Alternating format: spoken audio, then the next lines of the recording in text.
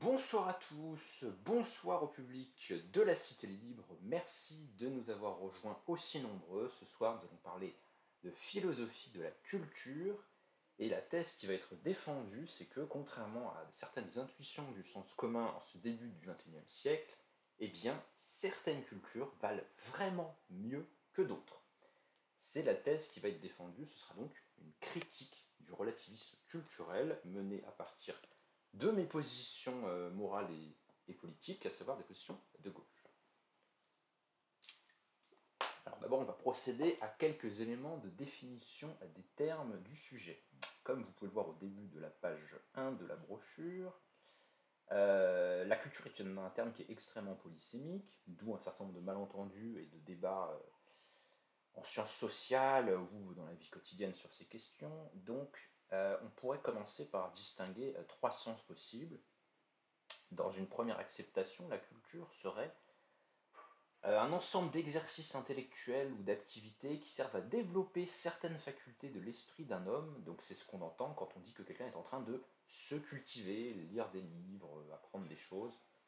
Voilà, c'est un peu l'idée de la culture qui nous vient plutôt du Moyen-Âge, des classes cultivées des temps passés, voilà, qui avaient le temps libre, n'est-ce pas, pour apprendre des choses qui n'avaient pas de finalité pratique immédiate. Donc la culture, une sorte de perfectionnement intellectuel de l'individu.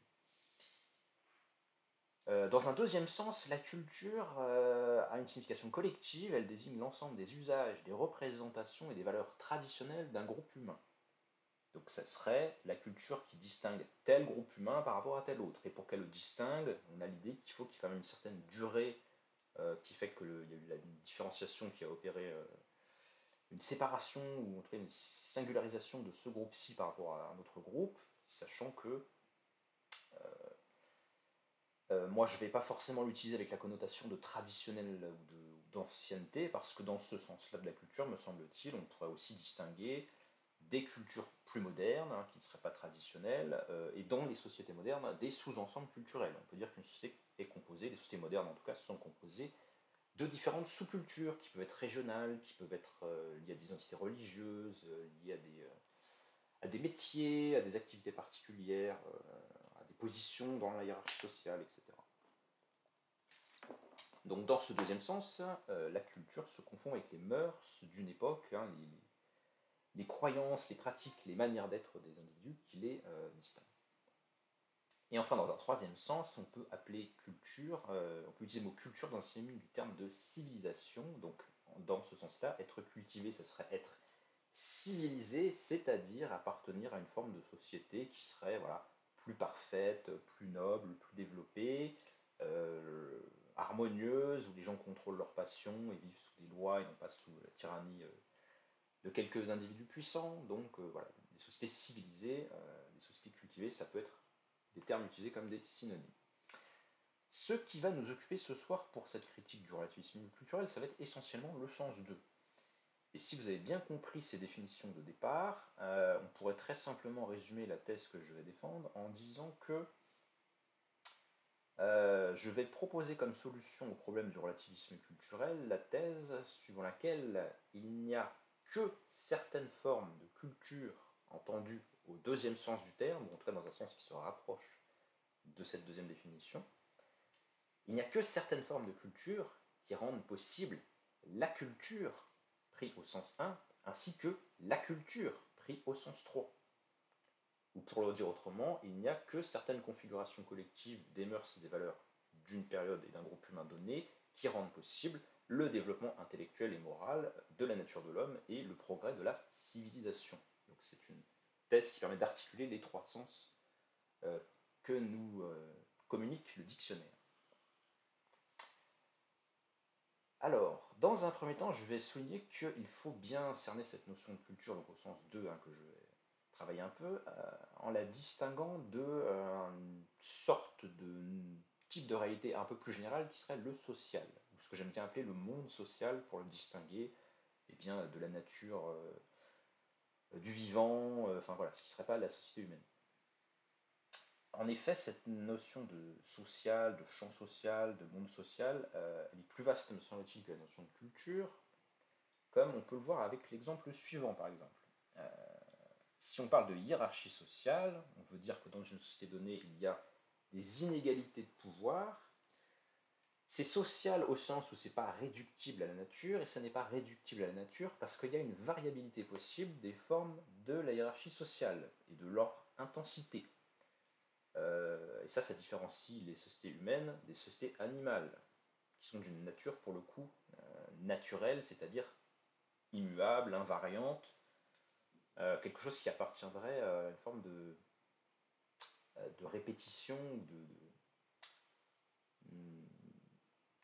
d'invariance, quoi. C'est-à-dire que quand on dit les meutes de loups sont organisées de telle sorte que c'est toujours la même sorte de hiérarchie sociale qui se manifeste plus ou moins, il n'y a pas de variation historique de l'organisation sociale des meutes de loups, ou d'une autre espèce sociale. Hein. Tandis que chez les hommes, si hiérarchie sociale eh bien ces formes, ces motivations, ces justifications, ces moyens peuvent varier historiquement, ainsi que son intensité. Il y a des sociétés où la hiérarchie sociale est très marquée jusque dans l'habit que portent les gens, et il y a des sociétés où c'est beaucoup moins vrai. Donc irréductibilité de la hiérarchie sociale à la nature, mais irréductibilité aussi de la hiérarchie sociale à la culture, parce que la hiérarchie sociale a quelque chose de transculturel et de transhistorique. Dans toutes les sociétés au monde, sauf peut-être avant une période très reculée de la préhistoire et encore, dans toutes les sociétés connues, il y a des formes de hiérarchie sociale, il y a des formes d'inégalité de pouvoir dans les groupes humains, qui peuvent être extrêmement variées comme je l'ai dit, mais c'est une constante. Donc c'est bien transculturel, ça ne relève pas de la culture particulière de tel ou tel groupe humain par rapport à un autre. C'est en ce sens-là que le social serait quelque chose de plus général que le culturel. Je passe en page 2. Non. Ah. Ok. Donc autre exemple, mais c'est toujours la même idée, hein, voilà, je ne vais pas trop m'arrêter dessus. Pourquoi est-ce que je considère que le social est une strate de réalité plus large que la notion de culture? Eh bien, par exemple, dans toutes les sociétés, il y a des formes de conflictualité sociale, il y a du conflit social dans toutes les sociétés, hein, il y a des gens qui se disputent des choses, voilà, qui ont des projets rivaux, mais les formes que peuvent prendre cette conflictualité sociale peuvent être organisées de manière extrêmement différente selon les sociétés et les époques considérées.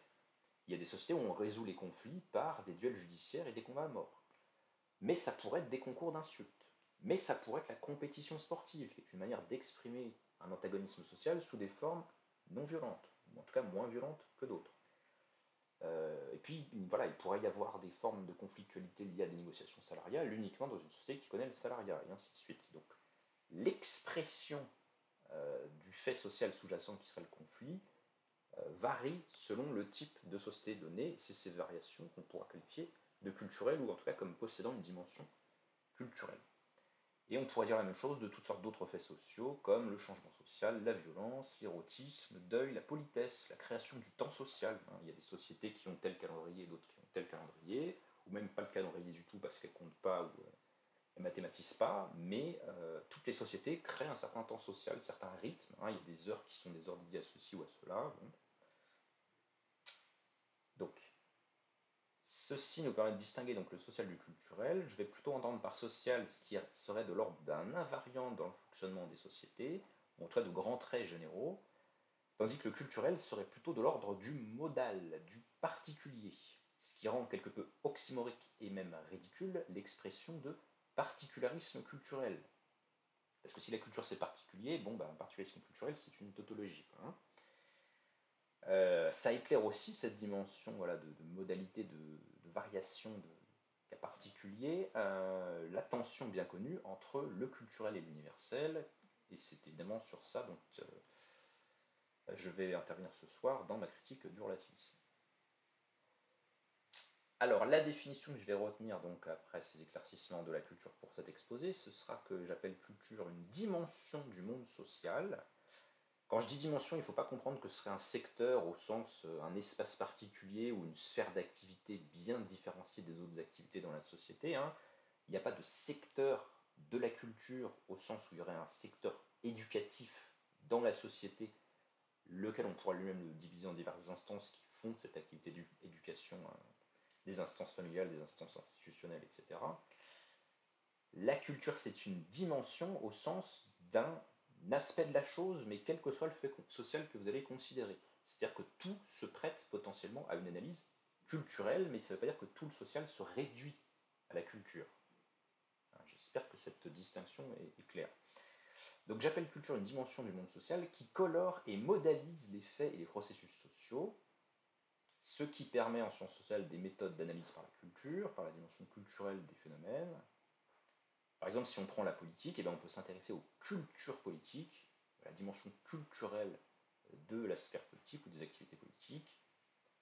Je dis par exemple, le vote à main levée est une pratique culturelle, mais la rivalité politique ne l'est pas. Il n'y a pas de société où il n'y a pas de variabilité du point de vue de la rivalité politique. Il y a toujours une forme de compétition politique, même quand elle est cachée ou refoulée. Bien.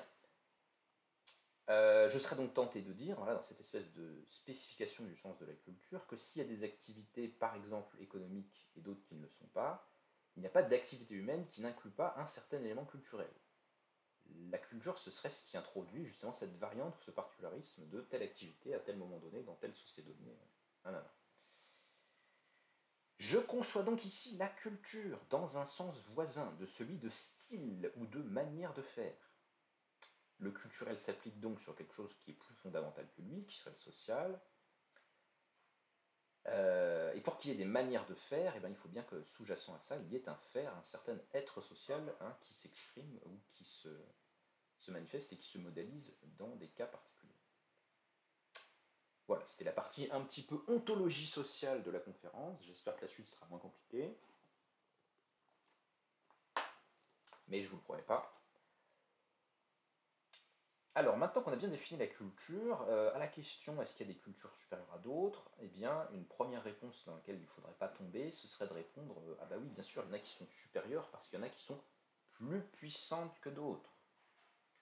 En fait, c'est pas du tout un problème de puissance parce que la puissance, elle est de l'ordre du constatable, de l'objectivable, au sens vraiment d'un fait empirique. On voit qu'il y a des gens qui peuvent faire des choses que d'autres gens ne peuvent pas faire, et ça on peut le décrire sans que ça implique de jugement de valeur. Mais la puissance d'une société ne suffit pas à prouver sa valeur culturelle. Car certes, il existe par exemple des cultures modernes qui savent lancer des bombes atomiques. C'est un fait. Mais et alors ? En quoi ça indiquerait une forme de supériorité morale ou le fait que telle forme de culture serait meilleure, préférable, susceptible d'être désirée rationnellement, etc. On ne peut pas, alors j'ai mis on peut arguer, mais c'est l'inverse, je voulais écrire, on ne peut pas arguer que la supériorité technique prouve une supériorité morale. C'est juste un fait. On peut éventuellement essayer de l'articuler dans un second temps à des conséquences morales ou au fait que ça rend la société meilleure selon certaines valeurs dont on aura établi qu'elles sont meilleures, mais ça ne relève pas stricto sensu la puissance d'une évaluation morale. Et quand on dit que certaines cultures sont meilleures que d'autres, ou qu'elles sont moins bonnes, plus mauvaises, etc., tout ça c'est des jugements de valeur. Donc il faut bien séparer la sphère des différences factuelles de la sphère des différences de valeur.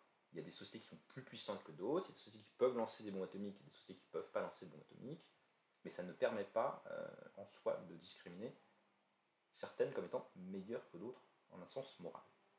Par ailleurs, si on peut être très frappé du fait que dans l'évolution historique, certaines sociétés deviennent capables, grâce à des constructions culturelles, à des progrès culturels si vous voulez, de choses, de niveaux de puissance que n'avaient pas des cultures plus anciennes, il ne faut pas perdre de vue aussi que la modernisation peut aussi inclure la perte de savoir-faire traditionnel.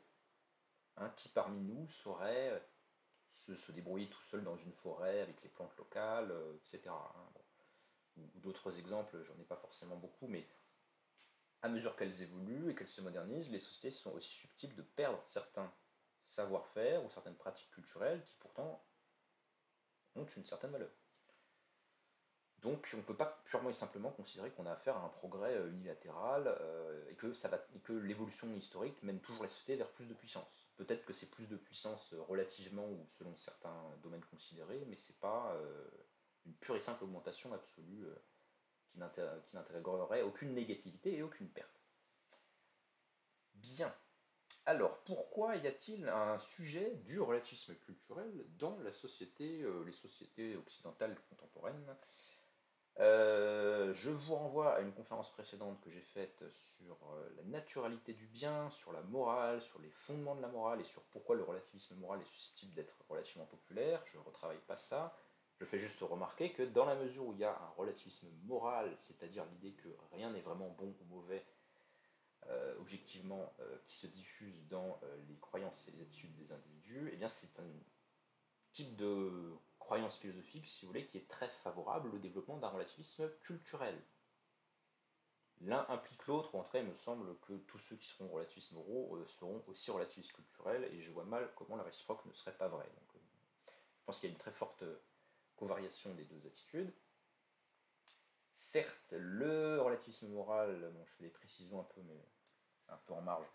Certes, le relativisme moral n'inclut pas forcément un nihilisme, on peut croire que rien n'est vraiment bon ou mauvais, et tout de même s'efforcer de soutenir arbitrairement certaines valeurs. C'est par exemple ce que fait Nietzsche dans son éloge des valeurs aristocratiques. Il ne dit pas que les valeurs aristocratiques sont justifiées par des faits ou qu'elles sont conformes à la raison, simplement il les prône parce qu'il trouve que c'est mieux. Mais c'est arbitraire. Ok.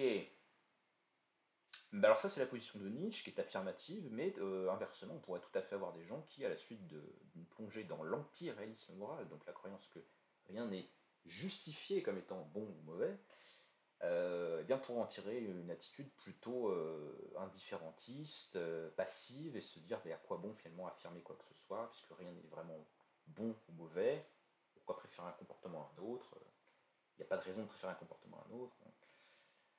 Nanana. Alors, de même que le relativisme moral, on peut trouver du relativisme culturel, donc qui porte sur les styles de vie, les manières de faire, quelque chose de plus pratique que les simples croyances qui relèvent du domaine de la morale. On peut trouver du relativisme culturel à peu près n'importe où sur le spectre politique. Cependant, mais c'est peut-être une représentation celle que moi j'ai qui ne serait pas vérifiée, mais j'ai l'impression qu'on en trouve peut-être plus tôt, ou que les gens, voilà, il y a peut-être un taux de gens qui seraient des relativistes culturels qui serait plus élevé, particulièrement dans la portion centre-gauche de l'espace politique, dans le cas français, tout ce qui est Parti Socialiste, ce genre de parti, peut-être aussi à gauche, dans les partis de gauche, il y aurait peut-être un niveau de relativisme culturel plus élevé, il faudrait faire des études, ce serait intéressant d'avoir un petit peu des analyses sociologiques sur ça, selon l'orientation politique. Et enfin, je pense qu'il y a un troisième pôle où le relativisme culturel est bien représenté, et j'aurai l'occasion d'y revenir, c'est dans l'extrême droite non chrétienne. Notamment dans le cas français, la nouvelle droite néo-païenne, ou ce qui s'en rapprocherait plus ou moins. Là, je pense qu'on a bien trois secteurs qui sont peut-être plus touchés que le reste de la société par le relativisme culturel. Alors cette thèse selon laquelle aucune culture n'est intrinsèquement supérieure à une autre, elle passe de nos jours facilement pour une position progressiste, une position qu'un François Bégodeau n'aurait pas hésité à taxer de cool. Parce que tu vois, nous on a une culture et puis les autres ils ont une autre culture, mais c'est pas grave, pas, chacun a sa culture, chacun son style de vie. On est posé, on est détendu là-dessus. Donc ça paraît être une position un petit peu sympa, un petit peu chill. On va pas se juger, on va pas dire qu'il y a des cultures supérieures à d'autres, ce serait quand même désagréable à entendre pour certaines personnes. Donc voilà, relativisme culturel. Relativisme culturel sous sa forme chill, sa forme détendue. Donc, être un relativisme moral, ce serait donc respecter les différences, ne pas hiérarchiser les individus, parce que qui d'autre hiérarchiser, 3 petits points de suspension de chambre à gaz, voilà, vous connaissez l'histoire. Ne pas hiérarchiser les individus, et ça c'est posé comme une sorte d'évidence, un présupposé, voilà, quand on est de gauche, on ne croit pas qu'il y a des cultures supérieures, ou en tout cas, c'est, me semble-t-il, la position qu'on pourrait trouver chez un très grand nombre, voire la majorité, voire... voilà, j'ai pas fait d'études pour le démontrer, mais je pense qu'il y a des pôles de la société qui sont particulièrement attirés par ce genre de croyances. Ce qui permet à une certaine droite de faire l'attaque du relativisme de gauche. Et moi, quand j'étais jeune et naïf et que je croyais que les choses étaient plus simples qu'elles ne sont, je me disais, tiens, la droite, elle est vraiment très très hostile au relativisme. On trouve jamais de gens qui sont relativistes à droite. Bon, en fait, c'est pas du tout le cas, mais au début, je croyais plutôt ça, parce qu'il y avait un certain bruit de fond. Un bruit de fond sarkozyste, par exemple, souvenez-vous. La gauche, nous expliquait M. Sarkozy, elle a produit l'inversion des valeurs, elle nie tout ce qui est juste, tout ce qui fait que nos valeurs sont justes, bonnes, hein, qu'on est du côté du vrai, du bien, du beau. Et la gauche a produit une inversion de tout ça. Donc qui dit inversion et renversement des vraies valeurs suggère qu'il y a des vraies valeurs quelque part, des valeurs objectives, discours de droite qui présupposent ou qui convoquent au minimum la nostalgie d'un ordre naturel du monde qui pourrait être défendu dans le cadre d'une vision, par exemple, voilà, catholique, chrétienne, traditionnelle. Il y a des valeurs vraiment vraies parce que Dieu l'a dit, quoi, hein. Voilà. Bon, alors bien sûr, l'électorat sarkozyste, il n'y croit pas forcément, ni même Sarkozy lui-même, mais il y avait quand même un fond de cette ambiance-là, de ce mood, hein, dans le discours sarkozyste. Donc là, j'ai commencé à tracer un peu le tableau prévisible, le tableau attendu, hein, droite des valeurs contre gauche relativiste. Et en fait, vous allez voir que ça ne se passe pas vraiment comme ça, car moi, je vais attaquer le relativisme par la gauche. En commençant par montrer que les attitudes impliquées ou corrélées avec le relativisme culturel, si on les regarde bien, elles ne sont pas vraiment si sympathiques, si progressistes et si humanistes qu'elles le prétendent à première vue, malgré leur extrême décontraction. En effet, si vous y réfléchissez bien, premièrement, le relativisme culturel, il implique la négation de l'idée de progrès historique. Eh bien oui, parce que si toutes les cultures se valent, alors aucun changement culturel ne peut produire du bien. Parce que s'il y avait un changement culturel qui était un véritable progrès, eh ben, l'état final serait meilleur que l'état de départ. Et donc la culture après transformation serait dans un état plus favorable, meilleur qu'au départ. Donc soit c'est le relativisme, soit c'est le progrès. Ou enfin en tout cas, pour qu'il y ait progrès, il faut déjà commencer par nier le relativisme. C'est intéressant sur le plan historique, j'y reviendrai quand on s'intéressera à d'où vient ce relativisme culturel dans, par exemple, la société française qui m'intéresse préférentiellement, puisque je suis même français. Donc qu'est-ce que ça donne ce relativisme culturel? Typiquement, quelqu'un qui vous dirait, à certaines époques dans les campagnes chinoises, il se pratiquait des infanticides ciblés sur les filles. Maintenant, ce n'est plus le cas. Mais ce n'est ni meilleur ni moins bon que ce soit plus le cas. C'est une pratique culturelle, on ne juge pas, c'est comme jouer au ping-pong. Voilà, ça c'est du relativisme par exemple. Or, cette attitude relativiste, puisque j'ai démontré qu'elle impliquait la négation du progrès, eh bien, est en contradiction avec un trait caractéristique typique de la pensée de gauche, selon moi, et je renvoie à une vidéo précédente où j'ai justifié pourquoi c'était ces traits-là et pas d'autres qui permettaient de définir une attitude politiquement de gauche, à savoir l'affirmation que, c'était le 5e item de ma liste de 6 traits caractéristiques, pour les gens de gauche, le progrès, ça existe, c'est quelque chose qui se manifeste dans l'histoire grâce à l'action humaine. Il y a des faits historiques, donc des résultats de l'action humaine qui ont produit du progrès dans l'histoire. Par exemple, l'histoire humaine, elle est meilleure depuis qu'on a fait la Révolution française qu'avant. Pour une vision de gauche, évidemment, une vision moderne. Une vision qui affirme certaines valeurs. À partir du moment où vous affirmez certaines valeurs, comme étant bonnes, vraies, justes, devant être reconnues, etc., évidemment que les événements qui vont dans le sens de la concrétisation et de la reconnaissance de ces valeurs sont un progrès par rapport à l'époque où on ne s'en rendait pas compte. Donc ça, c'est le premier trait qui fait que, voilà, hein, si on se dit de gauche et on est relativiste culturel, il y a quand même un problème de cohérence du point de vue de la pensée du progrès. D'autres aspects qui me font penser que c'est pas spécialement une attitude sympathique, c'est que le relativisme culturel est fortement susceptible, mais pas toujours, de produire ce que j'appelle une attitude d'apatridie, hein, c'est-à-dire des gens finalement qui ne vont pas se sentir concernés par leur appartenance à la culture nationale d'un pays quelconque. Parce que si notre culture ne vaut pas mieux qu'une autre, il est un petit peu inutile de la promouvoir. Pourquoi voudrait-on y être attaché en fait? C'est arbitraire. Donc ça peut très bien produire un état d'esprit, je pense qu'on le retrouve dans certains groupes sociaux particulièrement urbains en France, etc. Ça peut produire tout à fait une certaine paresse et un certain désengagement affectif avec sa collectivité, parce que si vous appartenez à un pays dont la culture vaut celui de n'importe quel autre, et le vaudra toujours quels que soient les efforts que vous puissiez fournir, finalement, c'est pas forcément très intéressant d'investir effectivement l'idée que vous appartenez à telle culture. Ça sert à rien, quoi. C'est logique. Et enfin, troisième type d'attitude que je trouve moyennement compatible avec les idéaux de gauche. Là, j'ai pas expliqué le lien entre nationalité et gauche, mais tout simplement, je ne vois pas où est l'aspect progressiste de se désengager par rapport à une collectivité dont on fait partie. Voilà, c'est plutôt un trait antisocial, donc j'avoue que je ne vois pas en quoi il serait progressiste. Troisièmement, le relativisme multiculturaliste, hein, celui-là il est bien présent de nos jours. Il y a des gens, on trouve ça même dans de la littérature de philosophie politique, hein, apparemment censément de bon niveau, qui vous disent que la diversité, c'est une valeur en soi. C'est bien en soi, hein, qu'il y ait des gens qui soient différents, vive la diversité, voilà. J'imagine que des personnalités politiques du genre Hidalgo pourraient tenir ce genre de propos, ou Macron, enfin comme vous voulez. Hein. Et alors moi je me pose la question un peu bête, mais alors du coup, si le divers est intrinsèquement appréciable, en quoi c'est vraiment progressiste d'aimer la différence du djihadiste? Ou la différence du témoin de Jéhovah, hein. Moi j'ai pas de sectarisme, de focalisation sur un comportement, en l'occurrence religieux, mais c'est une forme d'étude culturelle, hein, d'appartenance culturelle, j'ai pas d'obsession sur les uns ou les autres, hein, mais j'avoue que le côté progressiste de la culture mormone me saute pas aux yeux là tout de suite. Voilà, c'est. Je sais pas. J'ai un peu du mal avec cette idée d'aimer toutes les cultures. Hein. Étrange.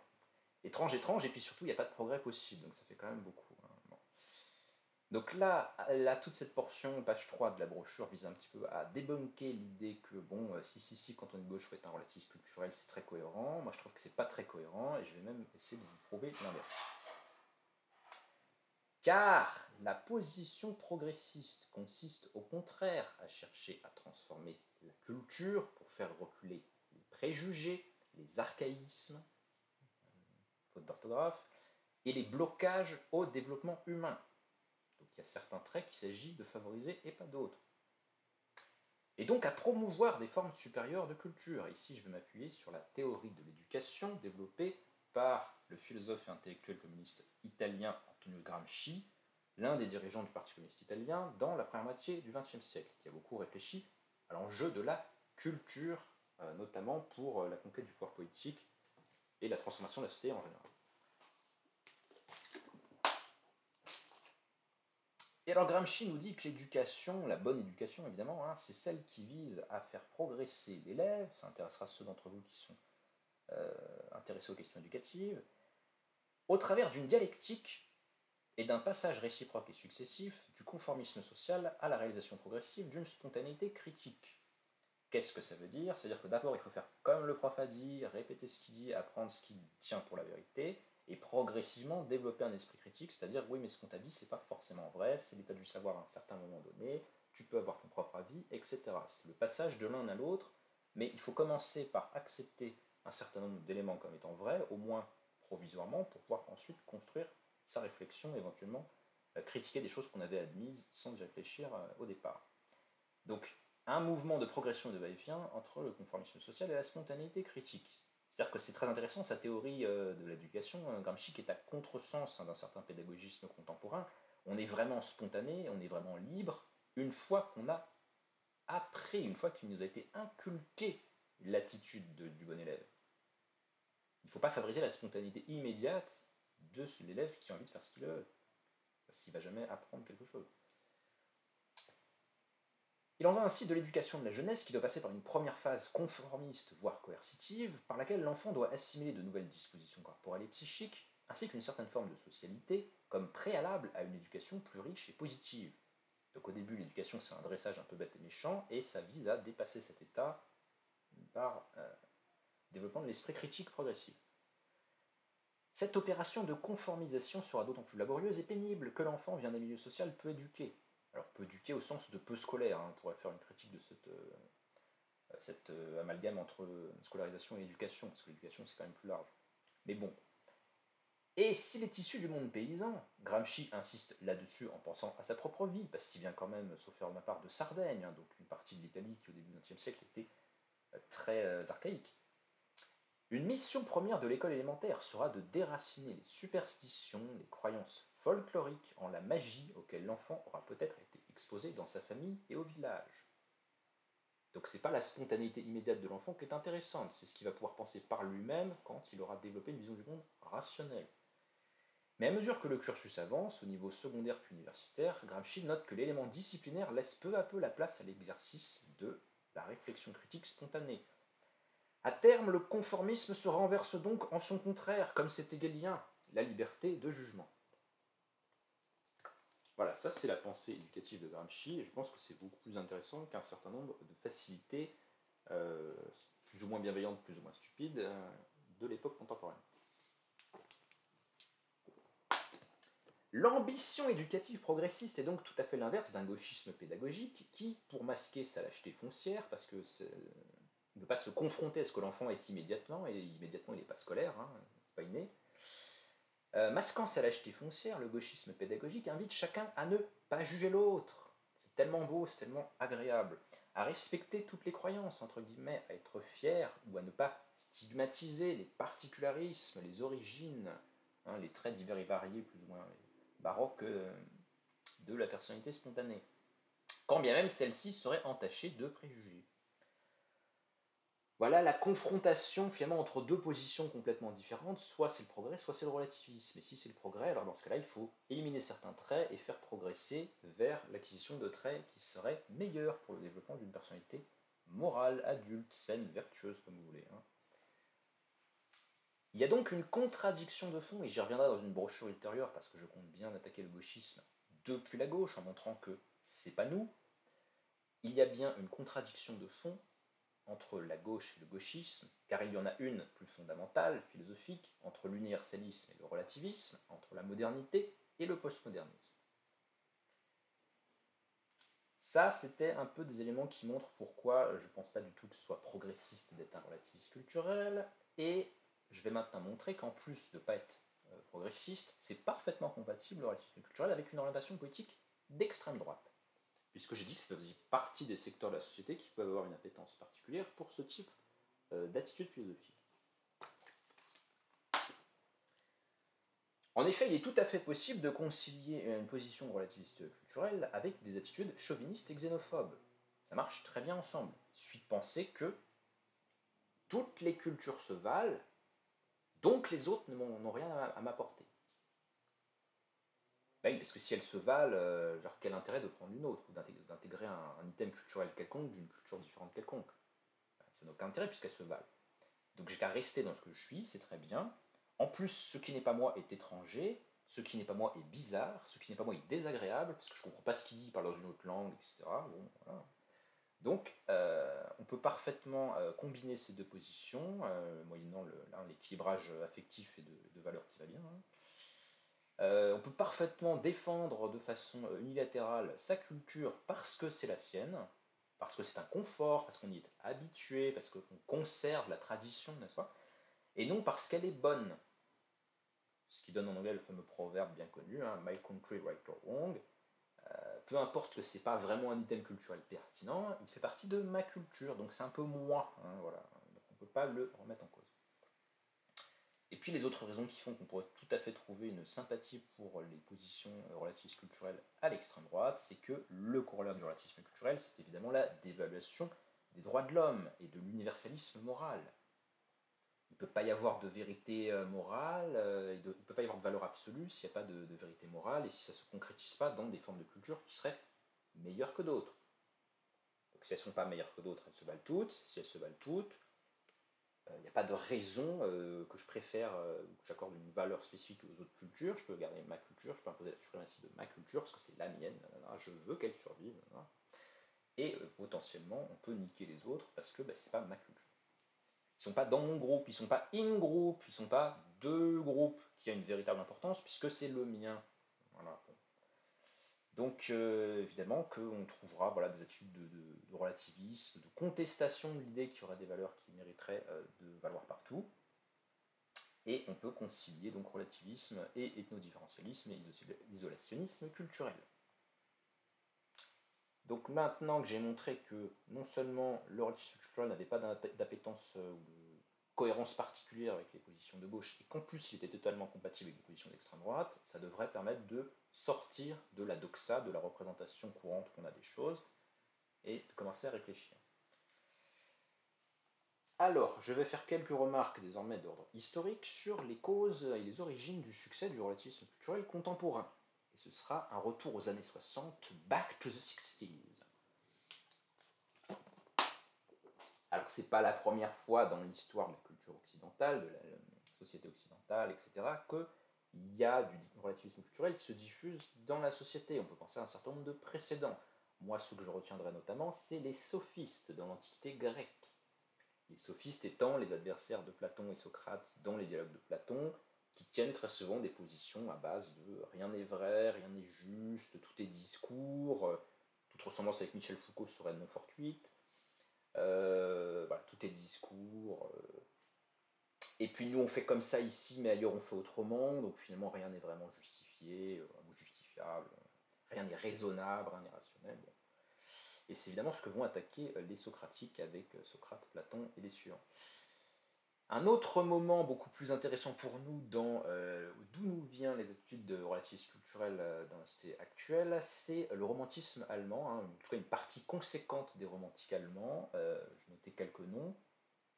Cette culture allemande, très anti-lumière, très opposée à l'universalisme de la Révolution française, va avoir des prolongements dans la science anthropologique avec les tendances qu'on appelle culturalistes en anthropologie, hein, dans l'étude des sociétés lointaines. Bon, il y a toute une gamme d'auteurs qu'on pourrait citer, mais je ne fais pas une exposé d'histoire des idées détaillées. Et puis enfin, un troisième bloc qui me semble assez proche de ça, c'est la critique d'extrême droite antimoderne du droit naturel, là encore en lien avec la détestation de la Révolution française et de la proclamation des droits de l'homme, qui sont un universel moral. Cette critique d'extrême droite, elle n'est pas forcément allemande ou pas uniquement. On pourra y mettre dedans Joseph de Maistre. Ça recoupe la critique, le relativisme moral dont j'ai déjà parlé ultérieurement. De Maistre, enfin tous les contre-révolutionnaires, Maurras, Barrès, etc.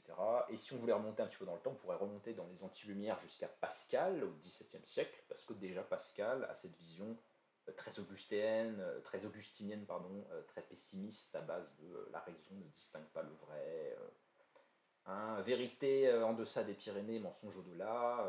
Bon, il n'y a pas de, y a pas de, y a pas de vérité morale, il n'y a pas de culture qui serait meilleure que d'autres. C'est un arbitraire social et donc finalement il faut accepter les coutumes de l'endroit où on est né parce que c'est pratique mais il n'y a pas de justification supérieure. Un certain scepticisme pourrait-on dire, hein, qui devient dans le cas des anti-lumières que j'ai cités un nationalisme irrationnaliste. Alors plus proche de nous, mais ça c'est un peu quand même des éléments qui ont leur importance dans notre période historique, hein, depuis la Révolution française, plus proche de nous, il faut aller donc dans les années 60. Et je vais vous lire un petit passage d'un livre du philosophe argentin Sebrelli, qui a fait une critique du relativisme culturel qui m'a beaucoup influencé pour faire cet exposé, enfin qui m'a motivé en tout cas. Sebrelli nous dit, à propos de la France des années 60, au moment même où le mythe du stalinisme était en train de se dissoudre, d'autres mythes politiques de remplacement, comme le tiers-mondisme, le maoïsme et le guévarisme, étaient en train d'apparaître. De ce côté, le terrain était également préparé par l'accueil triomphal de l'anthropologie structuraliste, et spécialement de Claude Lévi-Strauss, auquel je vais faire un sort aujourd'hui. Avec son exaltation de la pensée sauvage, son idéalisation des peuples primitifs, son rejet de l'universalisme.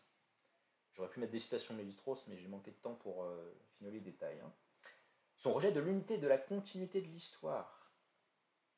Le relativisme culturel, l'expression de la primauté du particulier sur l'universel, donnait des raisons philosophiques au nationalisme, au fondamentalisme, au populisme, au primitivisme, aux différentes formes d'anti-occidentalisme, comme l'orientalisme, la négritude et l'indianisme.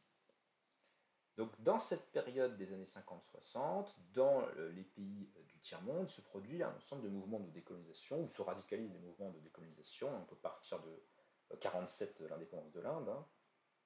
Et il y a un discours extrêmement critique vis-à-vis de l'Occident, qui est, à mon avis, légitime dans le sens où l'Occident était colonial, mais qui, dans un certain nombre de cas, pas toujours, hein, mais est une critique indifférenciée de tout ce que l'Occident a fait, sa culture, sa vision du monde, voilà. Et ça trouve des sympathies dans les milieux anticoloniaux, certes dans une partie, hein, faut rester nuancé. Hein. Dans une partie des milieux anticoloniaux européens occidentaux, eh bien, il y a cet esprit extrêmement critique vis-à-vis de la culture occidentale, au nom du mal que la colonisation a fait à d'autres parties du monde.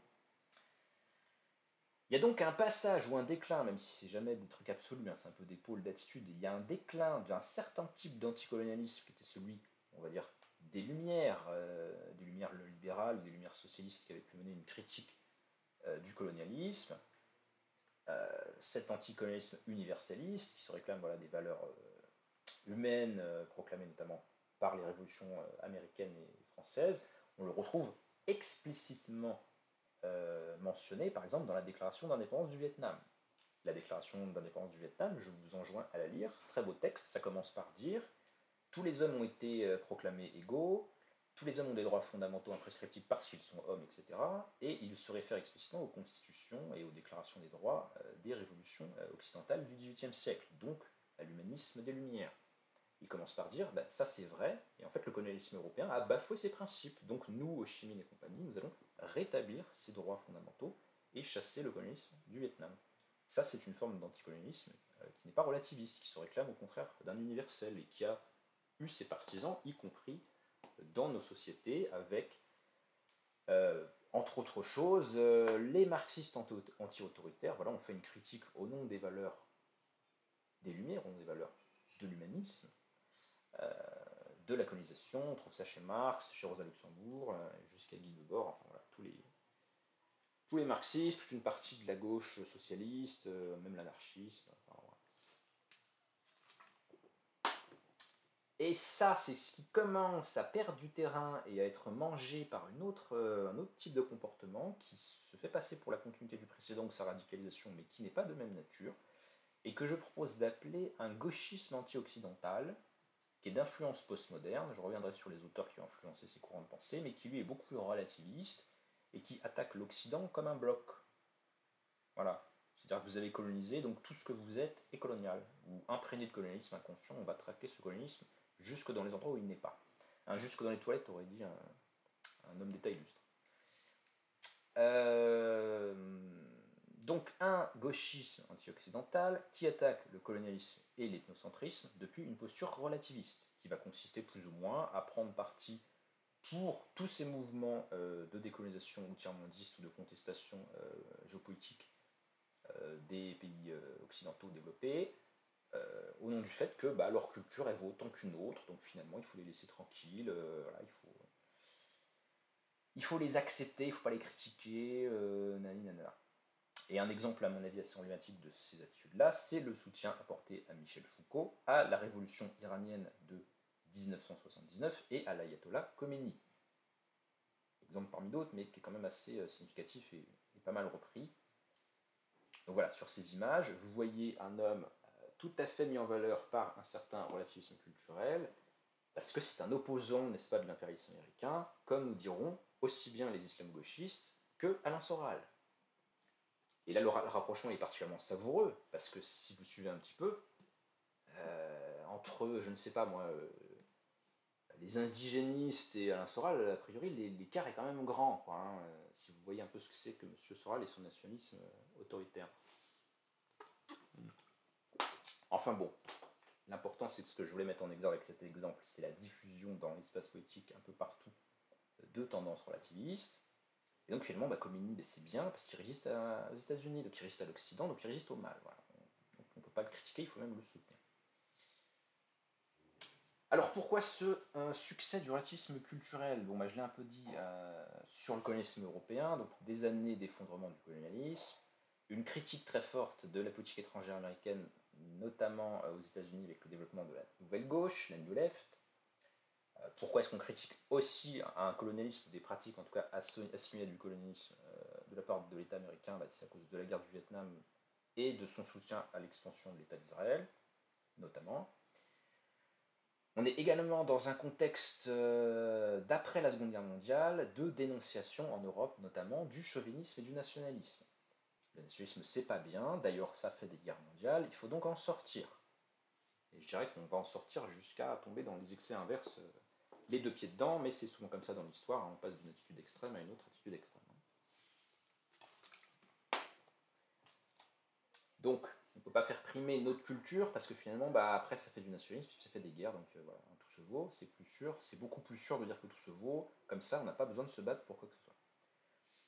Enfin, sur le plan théorique et philosophique, il est intéressant de noter, notamment dans le cas français, des intellectuels voilà, qui vont faire toute cette pensée postmoderne qui a le succès qu'on lui connaît en France et à l'étranger, de deux influences, mais qui sont probablement pas exclusives. J'ai un petit peu parlé déjà de l'anthropologie culturaliste et de Lévi-Strauss. Il faut aussi s'intéresser à la réception de Nietzsche, parce que Nietzsche est un auteur qui se développe et voilà, qui finit par être mis à l'agrégation de philosophie en France en 1970. Et Nietzsche développe un relativisme moral. Hein, j'en ai parlé dans une vidéo sur le relativisme moral chez Nietzsche que vous aurez, si ce n'est pas déjà le cas, à la date de sortie de ces vidéos sur ma chaîne. Donc, influence de Nietzsche, voilà, qui conteste les valeurs universelles, les droits de l'homme, tout ça. Même chose avec Heidegger, simplement Heidegger, ça va plutôt être une critique de l'humanisme associée à une aspiration à la maîtrise du monde. L'humanisme, c'est Descartes. Descartes, c'est être maître et possesseur de la nature. Donc, finalement, dans Descartes, il y a déjà l'agriculture chimique industrielle. Donc, c'est pas bien l'humanisme parce que ça mène à une attitude orgueilleuse, prométhéenne. Voilà, ce qui s'apparente, si vous voulez, à une critique religieuse de la modernité. Voilà, l'homme s'est voulu plus que ce qu'il aurait dû être, donc traditionnalisme d'Heidegger. Eh bien, ces attaques contre les valeurs universelles et l'humanisme, elles vont être trafiquées, si vous voulez, ou en tout cas réinterprétées dans un autre cadre théorique, mais ça va influencer des courants philosophiques très importants à Paris, et Paris à cette époque-là est encore une capitale culturelle, une capitale philosophique qui influence d'autres parties du monde, parce que l'Allemagne est un petit peu sur le banc des nations fréquentables à ce moment-là, donc ça n'influence pas forcément autant les autres pays. Par contre, Paris, ça joue encore un très grand rôle.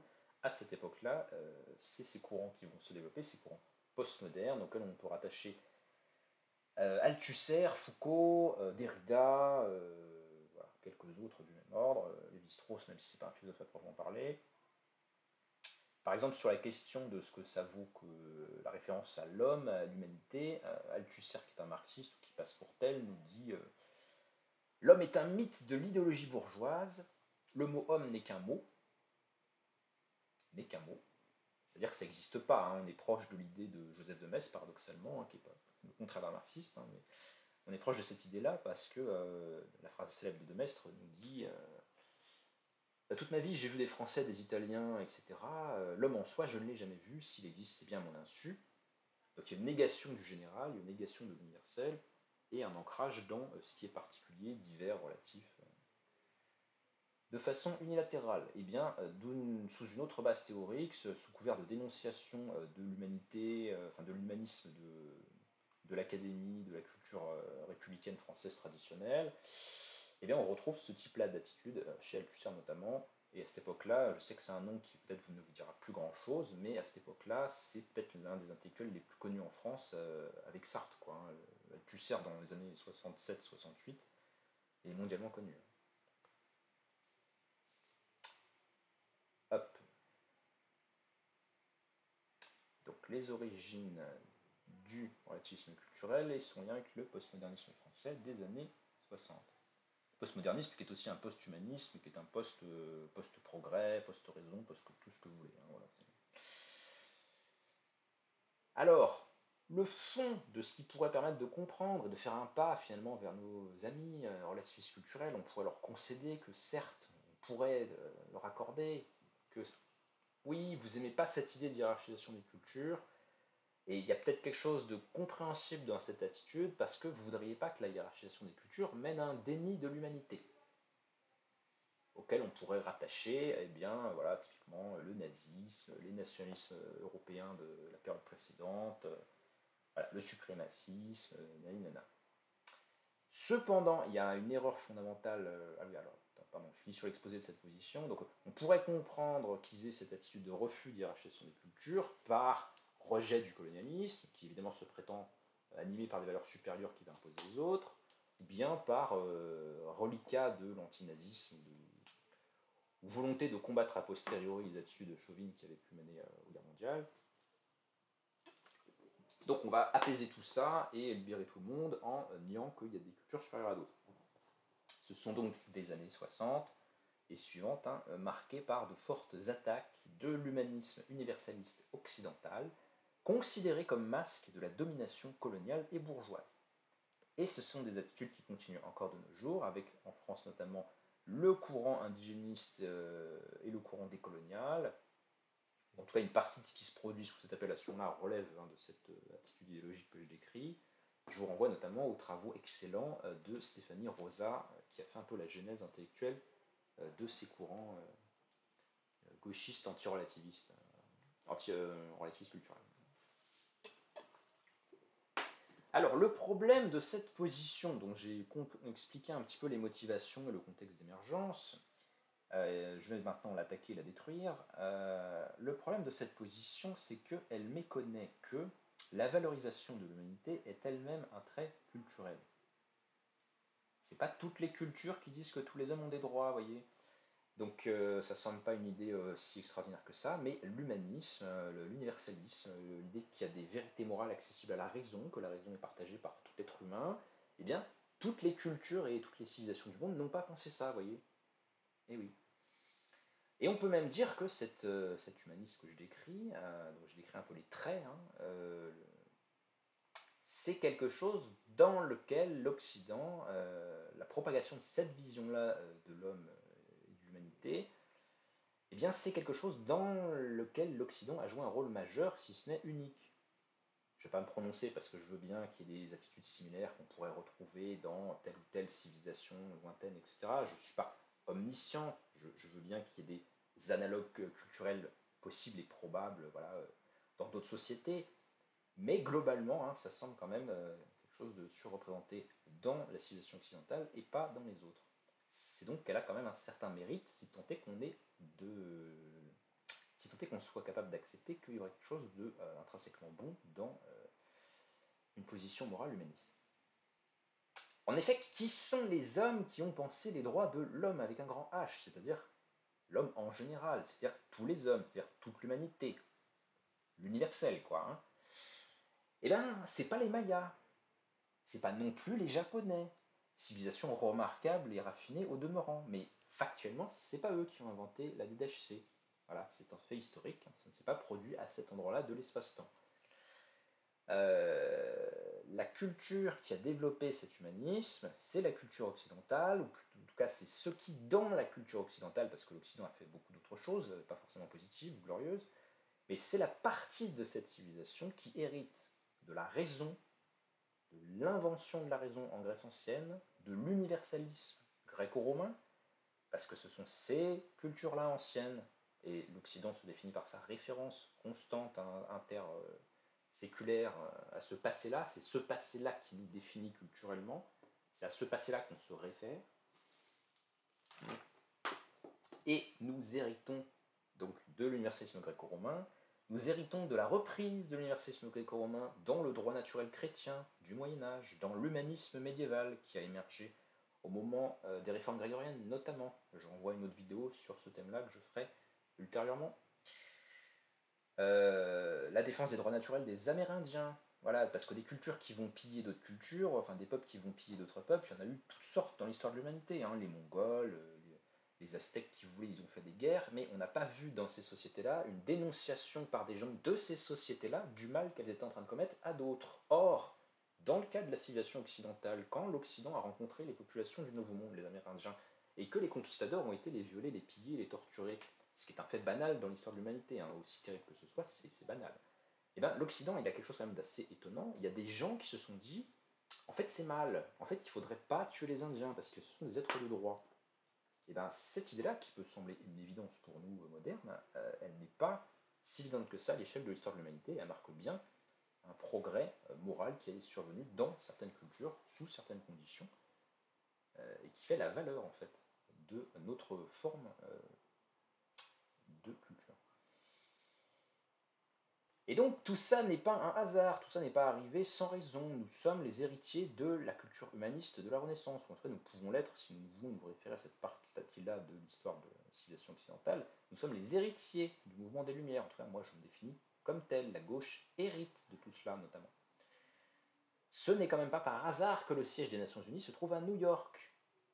et pas à Bagdad ou en Indonésie, qui sont de remarquables carrefours civilisationnels au demeurant. C'est très bien c'est très bien la Perse, c'est très bien toutes sortes de parties du monde. Je ne suis pas en train de dire que les autres cultures n'ont aucune valeur, je fais juste remarquer que, très étonnamment, ce ne sont pas elles qui ont eu l'idée qu'il y avait des droits universels et qui ont créé des institutions juridiques pour les promouvoir et les défendre. Même si ça n'empêche pas, bien évidemment, qu'elles puissent y adhérer après coup. Hein. Je ne suis pas en train de dire que c'est réservé à qui que ce soit. Bien, donc, maintenant, ça c'était la comparaison entre différentes aires civilisationnelles. Si on s'intéresse à l'évolution d'une même société au cours du temps, il faut aussi noter que les attitudes qui rendent possible un progrès des facultés du bien de l'homme, de sa liberté, ne sont pas toujours présentes dans un état donné de la culture. Il y a des cultures qui rendent possible la liberté et pas d'autres. Il y a des étapes, il y a des étages, il y a des formations culturelles qui sont favorables au développement d'institutions libres et pas d'autres. Sur ce sujet, je voudrais vous lire un petit commentaire de l'état d'esprit des pères fondateurs des États-Unis d'Amérique par un auteur libéral conservateur qui s'appelle Aristide Renouf. Celui-ci fait ressortir les soubassements culturels précisément des constitutions politiques modernes. Et il nous dit la chose suivante, en bas de la page 7. Un peuple ne peut se gouverner lui-même, être libre au sens politique du terme, que s'il se compose d'individus capables de se gouverner eux-mêmes au quotidien, c'est-à-dire de maîtriser et d'ordonner leurs passions, d'être tempérants, frugaux, travailleurs, honnêtes, bienveillants envers leurs concitoyens, respectueux de la loi et des institutions, bref, modérés au sens noble du terme. Mais ils doivent aussi avoir au fond de leur cœur un profond amour de la liberté, une fierté républicaine qui, comme les signataires de la Déclaration d'indépendance, les poussera au besoin à engager nos vies, nos fortunes et notre bien le plus sacré, l'honneur, au service de la cause du self-government. C'est bien certains types d'attitudes, y compris ce qu'on pourrait appeler une certaine culture de l'honneur. On ne se laissera pas piétiner, on ne se laissera pas gouverner tyranniquement, voilà, parce qu'on tient à notre liberté. Ce mélange de douceur et de fierté ombrageuse, d'obéissance spontanée à la loi et de vigilance sourcilleuse vis-à-vis de ce qui pourrait menacer votre liberté est évidemment difficile à obtenir et difficile à conserver. Et ça ne s'est pas produit toujours et partout historiquement. Il faut donc se demander quelles sont les cultures qui soutiennent des institutions libres et quelles sont celles qui ne le soutiennent pas. Pourquoi la révolution, la République américaine s'est faite en Amérique et pas dans un autre endroit, quoi. Je donne pas de nom. On peut étendre le raisonnement pour tout projet politique de gauche. Il y a un sous-conditionnement culturel, c'est-à-dire acquis, pas inné, acquis, produit, façonné, particularisé. Un sous-conditionnement culturel et affectif des comportements politiques. Par exemple, et là je vais attaquer des gens de nos jours, il n'y a que l'extrême gauche anarcho-débile pour croire qu'on va construire une société socialiste à partir de gens qui ont une culture semi-délinquante ou délinquante, des jeunes émeutiers qui préfèrent brûler des écoles et des voitures au lieu de lire des livres. Ça ne peut pas donner des choses extrêmement fructueuses politiquement. Mais ça se passe en amont de tout comportement politique. C'est un exemple. Donc soubassement culturel et affectif des comportements politiques, et donc si on veut les résultats, si on veut produire des sensibilités acquises à un projet politique de gauche progressiste, il y a certains traits culturels qui sont meilleurs que d'autres, c'est évident. Inversement, et là c'est vraiment la faille centrale et mortelle du relativisme culturel, le relativisme culturel il amène à cautionner l'inhumanité.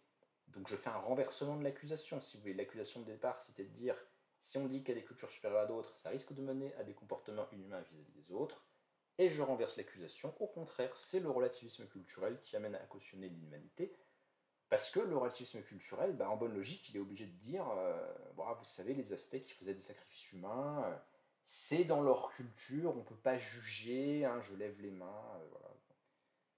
Donc tout ça est un petit peu médiocre quand même.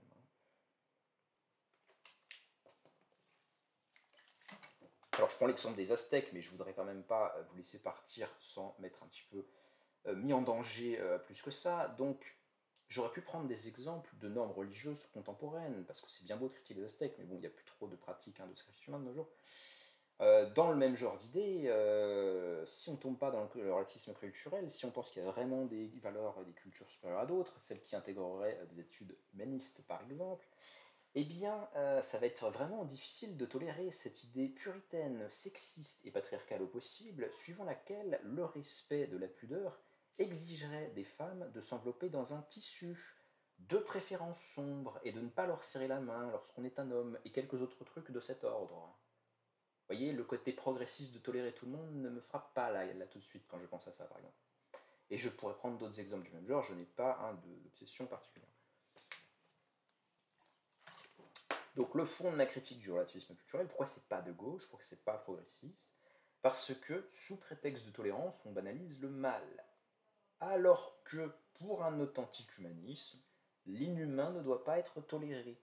D'où qu'il vienne, que ce soit les autres, que ce soit nous, que ce soit un cas intermédiaire, hein, c'est quelle que soit la source, ce qui compte c'est le dommage, c'est le résultat, et pas qui a commis l'action.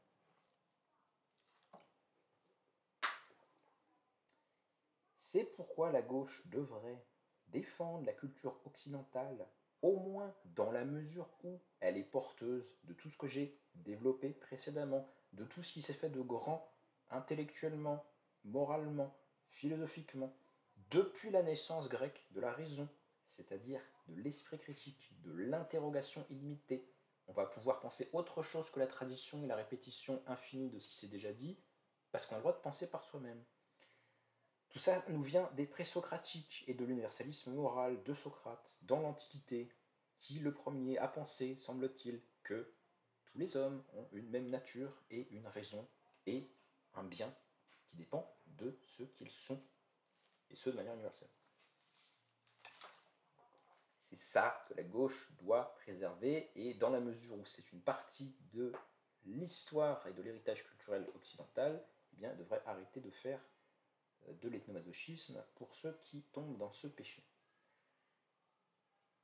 La gauche doit plus radicalement prendre conscience qu'une défense rationnelle de ses valeurs n'est possible qu'à partir d'une philosophie morale réaliste, et là je prêche pour ma chapelle, hein, j'ai fait une forme de naturalisme moral, mais on en trouvera d'autres illustrations tout à fait convaincantes et qui peuvent très facilement sous-tendre des positionnements de gauche radicale. Je pense par exemple à la théorie du philosophe américain Frank Lovett. Sa théorie de la justice comme non-domination est parfaitement relève d'une position réaliste en morale. Hein. C'est bien au nom de la nature humaine qu'il est mauvais d'infliger de la domination à autrui. Donc c'est compatible avec un universalisme de gauche radicale. Donc contre le relativisme culturel, il faut d'abord saper sa base métaéthique implicite, donc saper le relativisme moral, et dire, affirmer, proclamer, comme la Déclaration des droits de l'homme, que le bien de l'homme, ça existe, que le respect de la mesure de l'homme, ça existe, c'est objectivable. Il y a certaines choses qui marchent ou qui fonctionnent ou qui sont opératoires pour produire le bien d'un être humain. Il y a certaines choses qui ne marchent pas. Hein, essayez donc d'aller vous baigner dans la lave et revenez me dire des nouvelles. Alors cette idée de mesure qui est au cœur de la pensée grecque, je pense qu'elle mériterait des développements et des recherches plus avant et une véritable réhabilitation philosophique. Je cite un petit passage de Camus et ça me servira d'exhortation à travailler ça pour une prochaine fois et approfondir ma théorie éthique. Camus nous dit dans L'homme révolté, on ne peut oublier que le Prométhée porte-feu, dernier terme de la trilogie échyllienne, annonçait le règne du révolté pardonné. Les Grecs n'enveniment rien. Dans leurs audaces les plus extrêmes, ils restent fidèles à cette mesure qu'ils avaient déifiée. Leur rebelle ne se dresse pas contre la création tout entière, mais contre Zeus, qui n'est jamais que l'un des dieux, et dont les jours sont mesurés. Donc il y a l'idée que la vraie radicalité, c'est de ne pas dépasser les bornes. Hein, c'est une pensée extrêmement subtile que celle de Camus, et qui montre encore une fois qu'on peut tout à fait soutenir qu'il y a une nature humaine et en tirer des conclusions morales et politiques de gauche radicale, puisque c'est un socialiste. Alors, ce qui compte dans la culture, pour en revenir à la fausse idée de départ, qui serait que si, il y a des cultures supérieures, c'est celles qui lancent des fusées. Hein. Bon, moi j'aime beaucoup qu'on lance des fusées, mais en soi c'est juste un fait, hein, c'est pas suffisant. Ce qui compte pour qualifier la hiérarchie des cultures, c'est pas tant le fait que l'une peut faire ce que l'autre ne peut pas faire, ce qui importe moralement, pour l'évaluation morale, hein, pas purement technique ou factuelle, c'est l'intensité du bien que l'adoption de tel ou tel comportement culturel peut produire. Il y a des évolutions culturelles qui permettent l'empuissantement des êtres. Traduction élégante et raffinée de l'empowerment américain, hein, qui n'est pas très joli. Il y a des évolutions culturelles qui permettent l'empuissantement des êtres, l'expression de leur potentiel, leur vitalité. Il y a des changements qui les égayent, il y a des adoptions de traits comportementaux ou culturels qui leur sont bénéfiques. Et il y en a d'autres qui ne le sont pas, c'est factuel, c'est observable. Par exemple, dans les cultures mélanésiennes, en tout cas certaines d'entre elles, eh bien, il y a la pratique, c'est l'exemple que je cite à chaque fois parce qu'il est à hurler de rire, du culte du cargo. Le culte du cargo, pour ceux qui ne connaissent pas, ça consiste à imiter des opérateurs radio américains dans des cercles sur la plage, en espérant qu'il y a un avion qui va passer et jeter de la bouffe et du ravitaillement, quoi.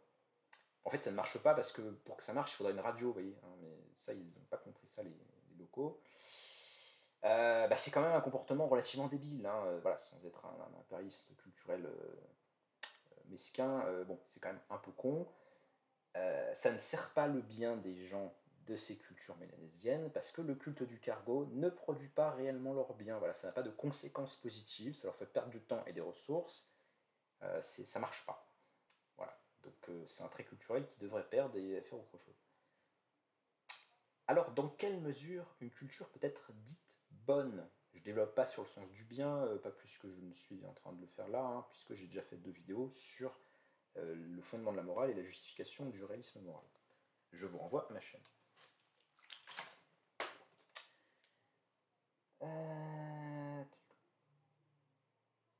Alors, un élément qui me semble important pour pouvoir juger dans quelle mesure une culture est bonne, parce qu'elles le sont toutes plus ou moins, j'ai pas dit qu'il y en avait qui étaient parfaites, hein, faut pas non plus exagérer. Elles le sont plus ou moins notamment dans la mesure où la culture comporte le moins possible de barbarie, que j'entendrai au sens suivant. Barbarie, dictionnaire Le Robert, cruauté, action commise contre la raison, l'humanité. Donc une culture elle est plus ou moins barbare, ou alors elle est plus ou moins synonyme de civilisation, comme on l'a déjà dit en introduction en définissant les termes. Il y a des cultures qui sont plus ou moins cultivées au sens de civilisé. Un trait culturel est d'autant meilleur qu'il produit le plus grand bien. Bon, c'est évident. Citation, puisque j'en étais à dire que voilà, on peut parfaitement, on doit même, hein, c'est pas qu'on peut, on doit défendre des positions réalistes et morales, et il est possible de défendre des positions et de justifier des positions de gauche progressiste à partir d'un réalisme moral. J'ai cité Camus, je vais aussi citer Marcel Mauss, et là c'est très ironique, parce que Marcel Mauss, c'est celui qui a été trahi par le Lévi-Strauss, hein, qui l'a vraiment niqué dans les préfaces de ses bouquins. Marcel Mauss, c'est le père de l'école d'anthropologie française, c'est le neveu d'Émile Durkheim, c'est un homme de la première moitié du XXe siècle. Avant donc l'épisode d'expansion du relativisme et du postmodernisme que j'ai décrit, c'est quelqu'un de l'ancienne université pour le coup. Et que nous dit Marcel Mauss dans son ouvrage sur la nation, bon, qui mériterait un exposé en soi quand j'interviendrai sur la sociologie de l'État-nation. Il nous fait des remarques très intéressantes sur l'évolution des cultures, que lui, pour le coup, il a observé, puisque c'est un anthropologue, c'est le fondateur de l'anthropologie française, tous les autres sont passés après lui. Donc Marcel Mauss, qui a passé sa vie à étudier des cultures différentes, il nous dit quoi? Bon, toutes les sociétés ne sont pas des nations, il faut qu'il y ait des critères précis. Les sociétés humaines actuellement vivantes sont loin d'être toutes de la même nature et du même rang dans l'évolution. Les considérer comme égales est une injustice à l'égard de celles d'entre elles où la civilisation et le sens du droit sont plus pleinement développés. Hein, je répète, considérer que toutes les cultures sont égales, c'est une injustice à l'égard de celles dans lesquelles le sens de la civilisation et du droit sont plus pleinement développés. Parce qu'il y en a qui sont plus barbares que d'autres, ou moins barbares que d'autres. Et donc on ne peut pas dire qu'elles sont égales. Voilà ce que c'est qu'une position cohérente, réaliste en morale et de gauche, progressiste. Alors comment peut-on établir avec un peu des exemples concrets qu'il y a des perfectionnements de la culture qui fait qu'elles deviennent meilleures en un sens moral? Eh bien, il me semble qu'un premier item à considérer, c'est l'extension de la sensibilité morale. Il y a des cultures qui s'améliorent parce que les gens font davantage attention au bien des autres êtres qui ne le faisaient à un moment précédent. Je vais citer un passage du livre de Norbert Elias, le sociologue allemand, qui a travaillé sur le processus de civilisation des mœurs, c'est-à-dire comment les comportements culturels deviennent plus civilisés, plus moraux. Hein, qui est un peu une problématique nietzschéenne, mais pour le coup traitée avec des méthodes scientifiques sociologiques. Yes nous donne un exemple que j'aime bien. Donc, beaucoup de facteurs ont contribué à mettre un terme à l'usage, donc à l'usage très culturel, de découper l'animal sur la table. Le plus important ayant sans doute été le rétrécissement des ménages, la création d'unités familiales moins importantes, citons aussi la division des tâches en production et transformation, le ménage ne s'occupant plus de travaux spécialisés, tels que tisser, filer et abattre le bétail, toutes ces occupations passaient aux mains de spécialistes, d'artisans, de commerçants, de fabricants. Le ménage devint peu à peu une unité de consommation. Là encore, l'évolution du processus social, il manque un A je pense, là encore, à l'évolution du processus social répond une évolution psychique, détermination du psychique par les rapports sociaux. Beaucoup se sentiraient de nos jours mal à l'aise s'ils devaient découper, ou si d'autres découpaient sur la table des moitiés de veau et de porc ou des faisans ornés de leurs plumes. Il existe même des gens si délicats que l'étalage d'un boucher et de corps d'animaux morts leur est pénible. Il en est d'autres qui refusent, pour des raisons de sensibilité rationalisée, de consommer de la viande. Mais il s'agit là d'un dépassement du seuil de la sensibilité, dépassant nettement les normes de la société civilisée au XXe siècle, qu'on considère pour cette raison comme anormal.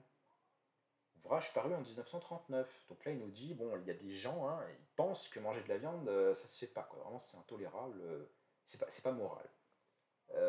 Ça se fait pas. Il nous dit que c'est un trait qui est déjà trop raffiné ou trop sensible pour le degré de civilisation atteint au milieu du XXe siècle. Mais on voit bien les progrès qu'a fait cette vision du monde depuis 1939.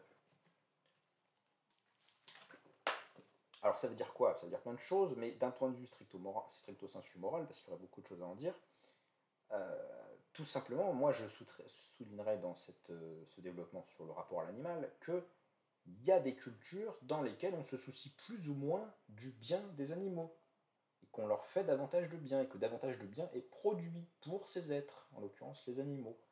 Il y a des cultures où on considère certains animaux et pas d'autres. Il y a des cultures où on considère plus les animaux que d'autres. Très certainement, du point de vue de la considération du bien-être animal, notre société a connu des progrès culturels très importants depuis l'époque où a été écrit ce texte. Et ce qui est très intéressant, c'est que le processus, évidemment, ne concerne pas que le rapport humain-animal. Ça vaut aussi pour les relations humaines. C'est peut-être ce qui séduira ou ce qui sensibilisera davantage certains d'entre vous. Car dans le même œuvre d'Elias, on trouve un passage suivant qui nous dit ceci. C'est toujours sur le rapport du psychique et du social. Plus l'interdépendance et la division du travail progressent, plus les couches supérieures deviennent de fait tributaires des couches inférieures, et plus se renforce, du moins en puissance, l'influence sociale de ces couches. Là où la couche dominante est une classe de guerriers capable d'assujettir les autres par la force militaire et le monopole des armes, sa dépendance des couches inférieures est moindre, bien qu'on ne puisse pas parler d'indépendance absolue. Par conséquent, la pression des couches populaires se fait moins sentir. On serait typiquement dans une société féodale médiévale.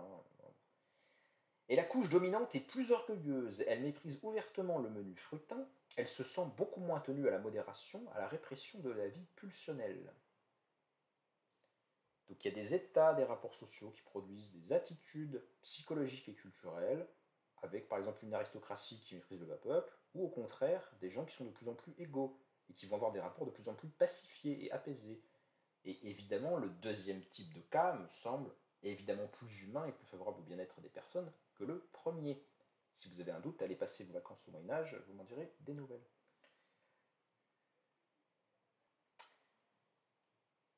Donc, il y a des traits culturels, idéologiques, symboliques, pratiques, tout ce que vous voulez, qui favorisent ou qui défavorisent la constitution et la perpétuation des rapports sociaux de domination. C'est relativement évident pour les gens qui ont fait de la sociologie ou des sciences sociales.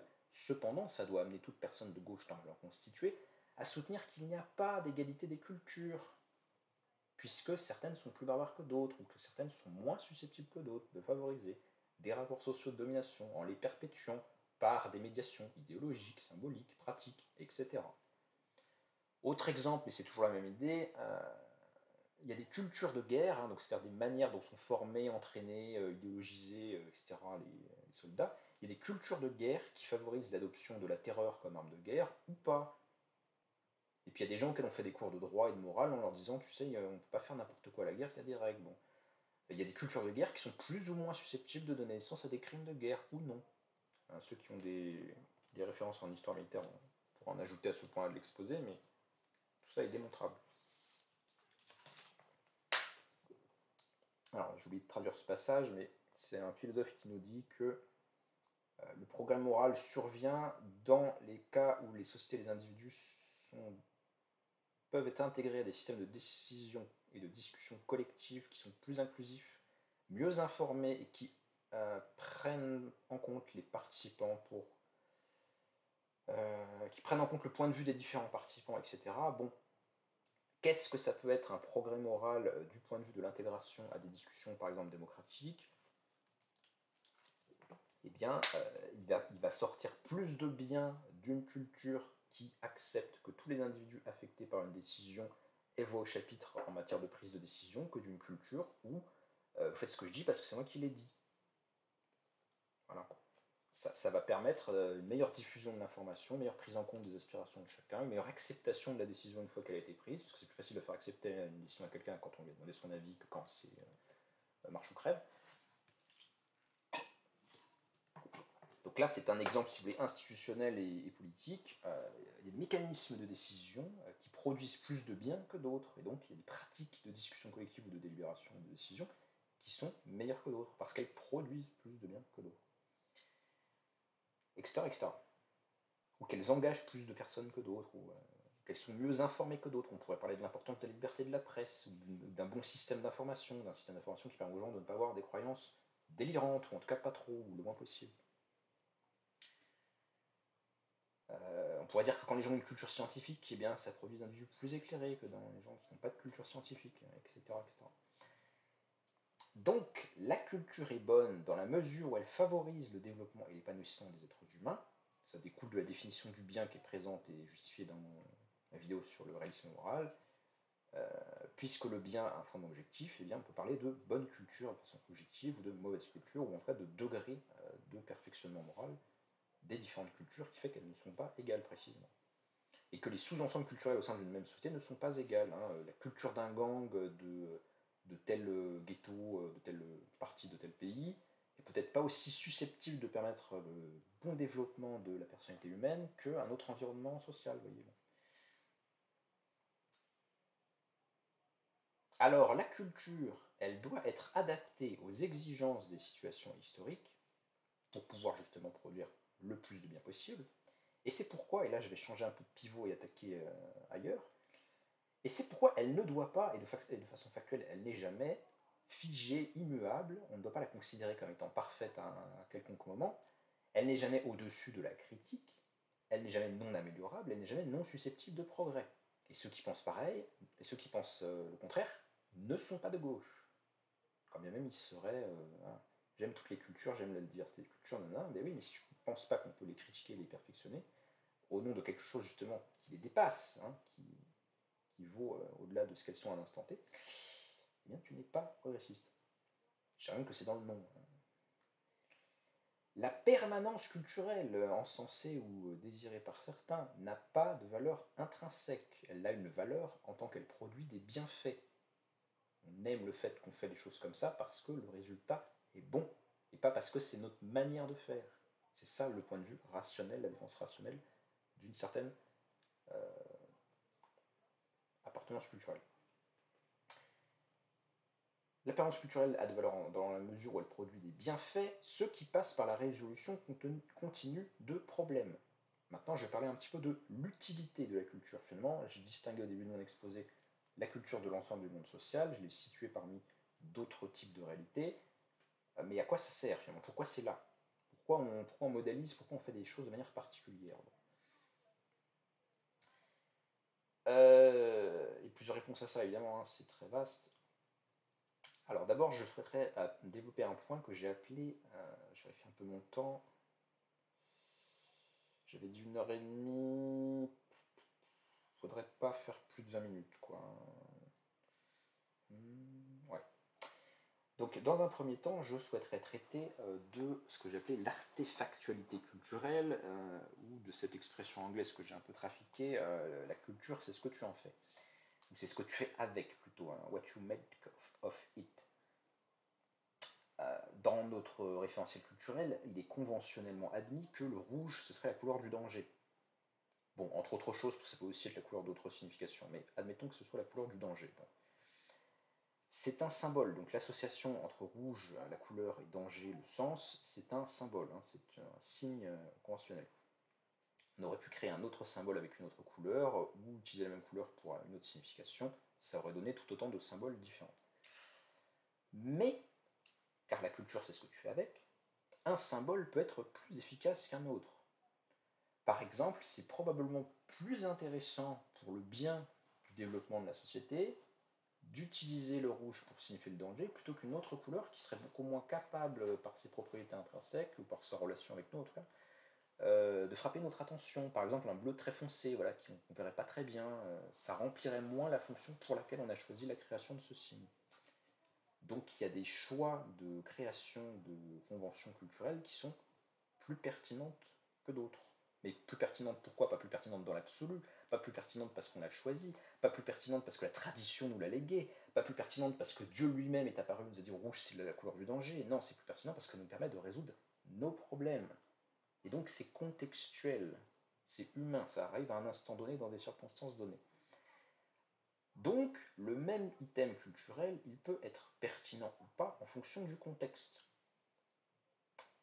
Par exemple, si une situation impose la signalisation du danger sous forme verbale plutôt que sous forme visuelle, eh ben, un message quadrisyllabique, donc 4 syllabes comme code rouge, serait peut-être moins pertinent qu'un code plus rapide du genre signal. Parce que je dis signal, eh ben, ça va plus vite que code rouge. Vous voyez l'idée. Donc en fait, c'est l'idée que le rouge, ça peut être pertinent à utiliser pour signaler le danger sous une certaine forme, mais sous une autre forme, le rouge, c'est pas le bon signifiant utilisable. Voilà. Je pense que l'exemple est assez facile à comprendre.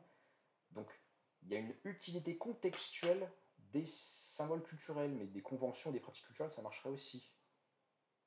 Donc ça veut bien dire qu'on se sert de systèmes culturels pour répondre à des problèmes. Quand ça répond bien aux problèmes, c'est pertinent. Quand ça répond pas bien à des problèmes, quand ça pose plus de problèmes que ça n'en résout, eh ben, c'est pas un trait culturel pertinent du coup. Il y a donc un critérium à l'aune duquel, enfin c'est le bien, c'est toujours la même chose, hein, mais il y a donc un critérium à l'aune duquel on peut juger de la pertinence de sa propre culture ou de la culture d'autrui. Et je reviens à mon exemple du culte du cargo. Le culte du cargo, ça remplit mal, hein, comme pratique, son but, à savoir avoir de la bouffe et du matériel de ravitaillement. Quand les nécessités de la vie sociale évoluent, elles évoluent parce que les hommes, ils ont une histoire. Le maintien d'un même item culturel peut devenir un inconvénient. Et donc c'est l'idée que des fois il faut changer quoi, hein, culturellement, et que donc on ne peut pas juste dire bah, la culture elle est bonne parce que c'est ma culture, hein, traditionnaliste. Et on peut donc dégager une certaine forme de capacité, hein, de cette réflexion sur à quoi sert la culture et pourquoi est-ce qu'elle aurait une valeur et pourquoi est-ce que certaines seraient meilleures que d'autres. On peut dégager une certaine capacité générale qu'il serait bon que les individus aient pour leur bon développement et que la société ait en général pour son propre développement historique. On pourrait appeler l'adaptabilité culturelle, c'est-à-dire la capacité à savoir changer de pratique, par exemple de symbolisation dans mon exemple, hein, mais potentiellement de pratiques sportives ou de pratiques autres. Hein. L'adaptabilité culturelle, la capacité à changer de comportement en fonction des problèmes rencontrés, ça fait partie des conditions de la vie bonne. C'est un trait que les individus ont, une compétence, enfin, si c'est une compétence, ou c'est peut-être un faisceau de compétences ou une métacompétence, je ne sais pas vraiment, mais quelque chose qu'ils auraient intérêt à avoir, quoi. Ne pas fétichiser leurs acquis culturels d'un instant T comme si c'était la solution magique et éternelle dans la poursuite de leur propre bien. Je passe. Là, je vais faire un développement sur ce qu'entraînent ces considérations sur la définition de ce que c'est qu'une bonne société, ou plutôt sur la définition de ce que c'est que d'être une société, en fait. Ce qui fait la continuité historique d'une société à l'aune de ce qui vient d'être dit est beaucoup moins la permanence de pratiques culturelles que sa mémoire collective. En fait, c'est un corollaire à ce qui vient d'être dit, là, ce paragraphe. Peut-être que je changerai la numérotation dans une version ultérieure. Donc, qu'est-ce qui fait qu'une société est ce qu'elle est et pas autre chose? Bah, c'est pas tant la permanence de ces pratiques, parce que j'ai montré que les situations pouvaient exiger qu'elles changent et que virtuellement elles sont toutes, comment dirais-je, elles sont toutes pertinentes jusqu'à preuve du contraire, mais peut-être que demain il faudra faire autrement, vous voyez. Ce qui fait la continuité historique d'une société est beaucoup moins la permanence de pratiques culturelles que sa mémoire collective, y compris et surtout sous forme d'artefacts informationnels, comme par exemple les livres, les ordinateurs et tout ce qui stocke de l'information. Sa mémoire collective, c'est-à-dire sa capacité à se rapporter à son propre passé et à y puiser, si besoin, les moyens de répondre à des problèmes contemporains. C'est-à-dire que qu'est-ce qui fait que la France c'est la France? La France c'est la France parce qu'elle a tout un passé mémorisé dans la transmission que les individus se font de vive voix, hein, dans les familles par transmission orale, mais aussi sous toute la forme des matériaux que peuvent consulter les individus de cette société donnée. Tout ça nous rattache à un certain passé qui fait que on peut aller y puiser des attitudes, des solutions, des idées, des innovations, des influences, des représentations mentales, des imaginaires qui peuvent permettre ou pas d'être utiles pour résoudre les situations auxquelles les individus font face dans la société actuelle. C'est cette continuité-là, en fait, cette continuité mémorielle, cette continuité informationnelle qui fait que c'est toujours la même société qui se continue. Et beaucoup moins des considérations sur est-ce que la société a changé de frontière à tel endroit de 15 km ou pas, ou que sais-je, quoi.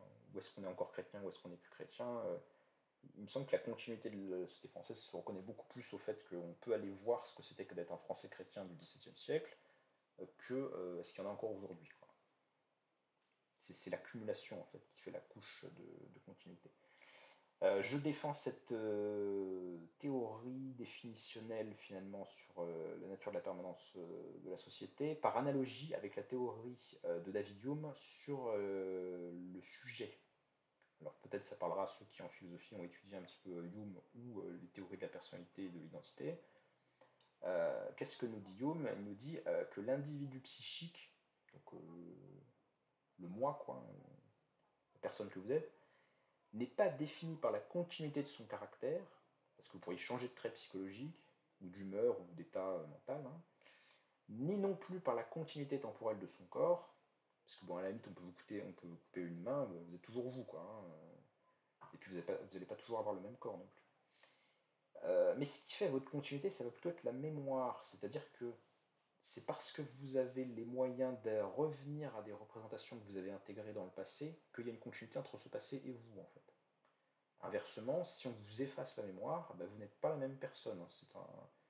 C'est un pitch de plein de films et de séries et de choses diverses. On voit bien que quand on efface la mémoire de quelqu'un, il n'y a pas juste une coupure de tiens, il n'a plus la même personnalité qu'il y a 30 ans, quoi. Non, c'est juste qu'il n'y a plus non plus les mêmes souvenirs, les mêmes références. Théoriquement, il ne devrait plus savoir parler, et ainsi de suite, quoi. Donc là, il y a une différence qui est vraiment radicale et pas juste une évolution.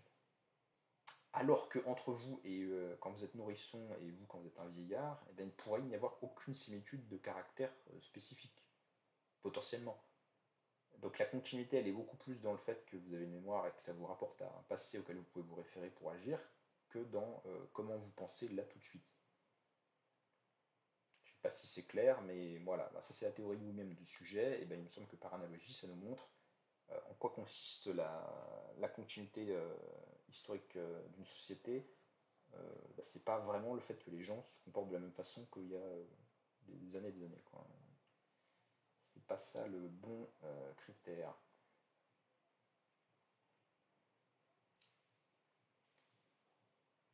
Après, il y a un développement, mais je pense que je vais abréger, sur en quoi les échanges culturels sont favorables au progrès de la civilisation. Bon, ça me semble trivial, hein.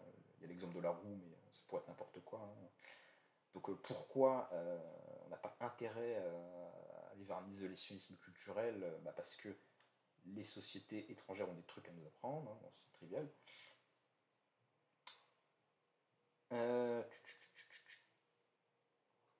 Alors un autre point que je voulais développer, j'arrive bientôt à la fin, hein, c'est que l'hétérogénéité culturelle dans une même société peut avoir des vertus, notamment dans sa capacité à être un facilitateur dans la résolution des problèmes. Alors je vais donner un exemple, le titre est un petit peu barbare, mais c'est ça, hein, c'est ce que j'appelais l'exemple du moindre aveuglement par fixité fonctionnelle. Alors voici la situation, ça vient d'un... Enfin je mettrai après d'où ça vient, mais voici la situation. Lorsqu'un problème pratique est donné à des sujets, la solution est plus facilement trouvée si les éléments matériels mis à leur disposition sont dépourvus de fixité fonctionnelle que s'ils sont déjà en train de remplir leur rôle. Alors qu'est-ce que ça veut dire? Considérons l'exemple concret suivant. Le problème consiste à faire tenir une planche horizontalement dans le vide laissé par une porte ouverte, mais la planche est trop courte. On donne au sujet une bouteille bouchée avec un bouton de liège. Le rôle de cale possible du bouchon pour fixer la planche n'apparaît pas d'emblée. Par contre, si le bouchon est donné seul, le problème est résolu plus promptement par calage de la planche au moyen du bouchon. Ça veut juste dire que quand on vous donne un objet dont il y a un élément qui est intégré au reste de façon cohérente, vous allez plus facilement considérer que on ne voit pas quoi en faire, on ne va pas y toucher, que si on vous donne juste l'élément isolément, et ça permettra plus facilement de débloquer la situation. Donc c'est ce qu'on appelle, c'est un peu barbare, mais c'est l'aveuglement par fixité fonctionnelle. L'élément il est déjà intégré dans un tout auquel il joue un certain rôle, donc vous n'avez pas l'idée de le bouger. En quoi l'hétérogénéité culturelle pourrait favoriser la résolution de problèmes? Là j'ai pris un exemple, mais ça pourrait s'appliquer virtuellement à un très très grand nombre de cas et de situations différentes. En quoi ça peut être un atout dans une société que tous les individus n'aient pas exactement la même culture? Eh bien, tenez-vous bien. Donc l'exemple il vient de mon philosophe favori Gilbert Simondon dans son ouvrage La résolution des problèmes. Eh bien, considérons l'hypothèse suivante. Imaginons que les gens qui galèrent avec l'histoire du bouchon, je fais une variante de la situation, mais c'est pour vous comprendre un petit peu comment je peux tirer une telle conclusion. Imaginons une variante de la situation, on donne donc le problème à résoudre avec la planche et la bouteille et le bouchon, mais on met la bouteille parmi divers autres objets. Puis on leur dit, vous voyez, vous avez plusieurs objets, essayez de trouver comment résoudre votre problème de planche que vous n'arrivez pas à caler là. Imaginons que les gens auxquels on donne l'exercice à résoudre viennent d'une culture rurale vigneronne, donc des gens qui sont habitués à faire du vin. Ils pourraient regarder les différents objets sur la table baroque, hein, qui semblent tous pas faits pour résoudre le problème, mais voilà, on a mis la bouteille parmi tout un tas d'autres objets. Ils pourraient regarder la bouteille et se dire, bon, c'est une bouteille avec un bouchon, c'est pas fait pour ça. Et ils auraient d'autant plus l'impression que c'est pas fait pour ça, que eux ils savent très bien à quoi ça sert un bouchon de liège, ça sert à boucher une bouteille, point. C'est un truc qu'ils ont déjà fait. Peut-être ils apprennent, vous voyez, si on donnait l'exercice aux gens en temps limité, probablement qu'ils n'auraient pas le réflexe de se dire ça. Peut-être même qu'ils pourraient pas, enfin j'exagère un petit peu, mais c'est pour vous donner l'idée de ce que ça peut changer les traits culturels des individus, peut-être même qu'ils n'imagineraient pas que, tiens, on pourrait extraire le bouchon et l'utiliser pour caler la porte, parce que enlever le bouchon de la bouteille, alors que le bouchon sert à contenir le vin dans la bouteille, puisque sinon on ne verra pas pourquoi il y a un bouchon, bon, c'est un peu sacrilège. Enfin, je veux dire, le bouchon il est là pour fermer la bouteille. Puis attends, c'est une bouteille qui enferme du vin. Le vin il est en train de maturer. Enfin, on ne touche pas à ça, quoi. Hein. Il y a quand même un travail derrière. Enfin, faut respecter l'artisan qui a fait ça, quoi. Voilà, donc je caricature peut-être un petit peu, mais il pourrait ne pas en venir à l'idée que c'est ça la solution parce que ça fait pas sens dans leur référentiel culturel en fait. Alors qu'à l'inverse, hypothétiquement, je ne dis pas que l'expérience a vraiment été faite, mais je pense que ça se défend. Hein. A l'inverse, si on donnerait la même situation à résoudre à un primitif, entre guillemets, d'une culture hypothétique qui ne connaîtrait pas du tout les bouchons de bouteilles en liège, etc., eh ben, potentiellement, il n'aurait pas de respect de sacralisation, de compréhension particulière du fait que le bouchon il doit être là pour tenir le vin. Il pourrait péter, je caricature un peu, mais il pourrait péter la bouteille juste pour avoir le bouchon, et puis, ça y est, j'ai le bouchon, je fais tenir la planche, j'ai réussi. Bon, c'est un peu hypothétique, hein, je dis pas que ça se passerait vraiment comme ça ou qu'il le ferait dans un temps, mais potentiellement ça pourrait se passer comme ça parce que la bouteille n'aurait pas le même sens pour lui en fait. Ou même, bon là j'ai pris un exemple un peu hardcore, mais même des gens qui seraient des citadins et qui n'auraient pas spécialement de scrupule moral à tirer le bouchon de la bouteille où elle a pourtant la fonction de garder le vin à bonne température en dessous, quoi. Et voilà, ça se fait pas. On donnerait ça à des citadins qui n'ont pas d'affinité particulière avec la culture du vin, peut-être qu'ils trouveraient plus facilement la solution, l'usage possible que peut remplir le bouchon de liège pour qu'elle apporte, que d'autres individus d'une autre culture. Donc c'est un petit peu tordu, hein. Peut-être que les gens se diront mais qu'est-ce que c'est que cet exemple baroque, mais je pense qu'en fait il y a plein de situations de la société, de la vie sociale auxquelles on ne pense pas spécialement qui sont susceptibles de la même analyse. Tout simplement, des individus qui ont des traits culturels différents, face à une situation donnée, sont susceptibles d'agir différemment. Des fois c'est un inconvénient, des fois ça change rien, puis des fois ça peut être un atout, parce qu'on était plusieurs personnes qui ne sont pas toutes identiques dans une pièce, peut-être la solution va plus facilement émerger que s'ils avaient tous eu la même réaction. Voilà, c'est aussi simple que ça. Donc l'éducation, la socialisation des individus, elle produit des cadrages sociaux, voilà, on a des idées particulières, des références particulières, des symboles, des manières de penser. Bon, ça produit des savoirs, des compétences, l'éducation, mais ça produit aussi des blocages, dans la mesure même où l'éducation est marquée par un particularisme culturel. Donc dans une culture où, comme c'est le cas de la plupart d'entre nous, j'imagine, on ne nous a jamais fait travailler sur comment extraire le bouchon de liège et quelle apporte avec, on risque pas d'y penser. C'est évident. Bon, ça pourrait être autre chose. Hein. C'est juste pour montrer que... Alors j'en viens aux conclusions que je tire de la réflexion sur cet exemple. Pour vous montrer que c'est pas... donc j'ai fait un peu, là, dans un premier temps, toute la critique du relativisme culturel par rapport à l'existence de valeurs universelles et au fait que certains traits culturels sont plus favorables au bien des individus que d'autres et donc aux sociétés. Là, je fais un petit peu le mouvement inverse, c'est-à-dire que j'essaie de montrer que il ne faut pas tirer de l'idée que certaines cultures sont supérieures à d'autres, l'idée que certaines cultures sont supérieures à d'autres, là maintenant, tout de suite, telle quelle, de façon fermée, parfaite et définitive. Pas du tout. J'essaie de réintégrer justement l'ouverture culturelle et les échanges, la diversité, dans ce qui permet à une société d'être bonne. Donc je fais pas je fais ni du nationalisme ethnique, ni du multiculturalisme hédoniste. Vous voyez, j'essaie de trouver une position intermédiaire, une position qui prend les bons aspects des positions extrêmes. Donc j'en tire la conclusion de ma réflexion sur cet exemple que avoir une diversité culturelle dans une société est une condition de la vie bonne. Pourquoi? Parce que quand il y en a, quand on est dans le cas que j'ai décrit au-dessus, où les gens ils n'auraient pas tous eu la même réaction face au problème rencontré, eh bien ça augmente l'information disponible. Et là j'aurais des développements à faire sur la théorie cybernétique, mais ça nous amènera beaucoup trop loin, donc je ne le ferai pas aujourd'hui. Ça augmente l'information disponible, ça crée de la variation de réaction plus élevée, et donc potentiellement ça peut permettre de trouver la solution plus rapidement que des individus qui auraient tous eu la même réaction face à la bouteille. Donc ça augmente l'information disponible, et donc ça augmente la possibilité de résoudre des problèmes, puisque peut-être quelqu'un va trouver, en tout cas il y a plus de chances statistiquement que quelqu'un finisse par trouver que s'ils ont tous le même comportement. Je dis donc que avoir une certaine diversité culturelle, c'est une condition de la vie bonne, donc c'est bon pour les personnes de vivre dans une société où les gens ne sont pas tous complètement interchangeables sur le plan de leurs traits acquis. Je ne dis pas que c'est une condition politique. Là, je renvoie aux gens qui ont suivi ma vidéo sur le pluralisme de John Kix et sur en quoi le gouvernement doit réaliser certains biens ou faire adhérer les individus à certains traits ou certaines manières d'être pour le bien de la société tout entière, contre la perspective libérale et son axiologie de neutralité de l'État. Là, je ne dis pas que c'est une condition politique qui est cette diversité, parce que je soutiens que cette diversité, elle existe en fait déjà tout le temps spontanément dans une société, pour plusieurs facteurs, mais l'un des principaux, c'est tout simplement la distance géographique. Un coucou à nos amis géographes. La distance géographique produit de la diversité culturelle, tout simplement parce que là-bas on ne fait pas comme ici, parce que là-bas c'est pas comme ici. Physiquement parlant, hein, voilà, le paysage, les plantes qui poussent, les pratiques des gens, voilà, l'espace terrestre n'est pas isomorphe, et donc le fait de vivre à des endroits différents produit de la différenciation culturelle spontanément, puis il y a d'autres facteurs encore, hein, mais je ne vais pas les énumérer tous.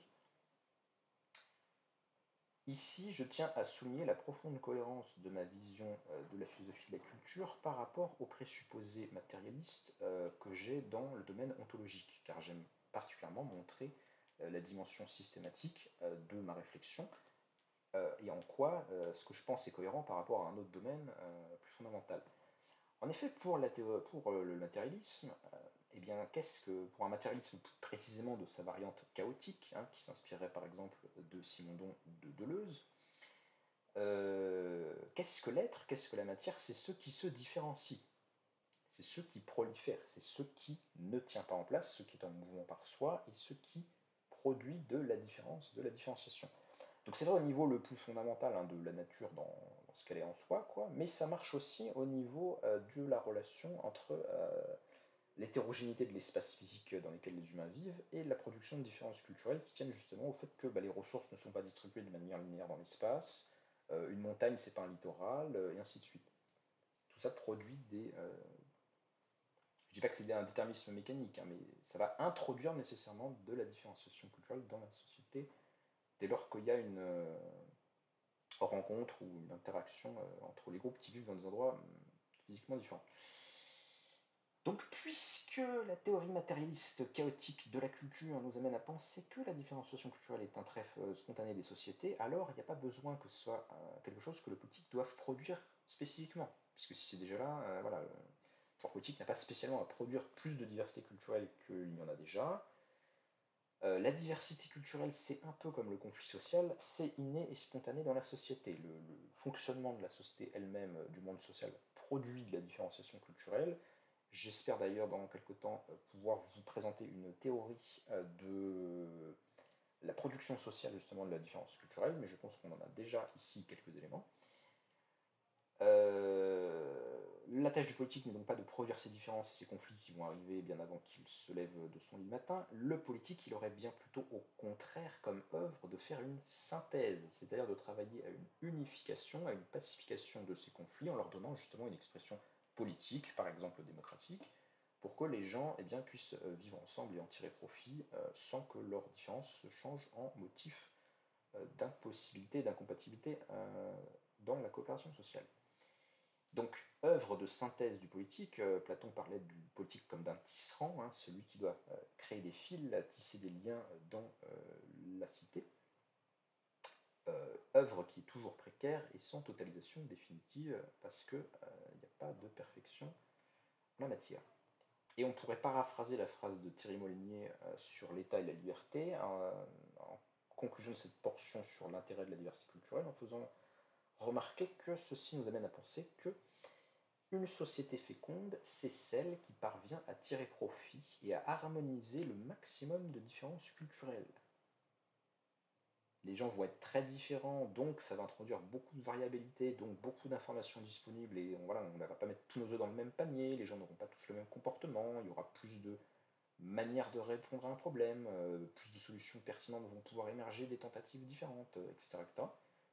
Cependant que, pour que ce soit profitable, il faut qu'il y ait une cohésion, une coordination, une synthétisation qui se produise au niveau politique, pour que justement cette différenciation spontanée dans le corps social ne mène pas à un éclatement ou un conflit sous des formes qui seraient trop violentes. Je renvoie la théorie du conflit chez Machiavel notamment.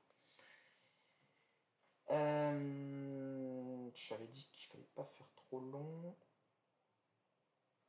Allez, j'essaie de finir en 7 minutes. Ouais. Diversité culturelle et unification sociale, donc c'est la suite de ce qui précède. Donc les cultures les meilleures, on a vu que c'était celles qui n'étaient pas barbares, celles qui favorisaient le bien des individus. Cependant, pour favoriser le bien des individus, c'est pas inintéressant d'avoir des échanges culturels entre les sociétés. Donc finalement, la supériorité culturelle exclut le nationalisme xénophobe, voilà, bête et méchant. Donc la supériorité culturelle ne s'oppose pas non plus à un certain degré de différenciation culturelle dans la mesure où il y a des processus d'unification qui interviennent au niveau politique. Et donc là, ça conteste, si vous voulez, l'idée que une bonne culture, une bonne société, ça doit avoir une homogénéité culturelle. Pas vraiment, ça doit plutôt avoir une synthétisation politique des différences que produit spontanément l'organisation sociale.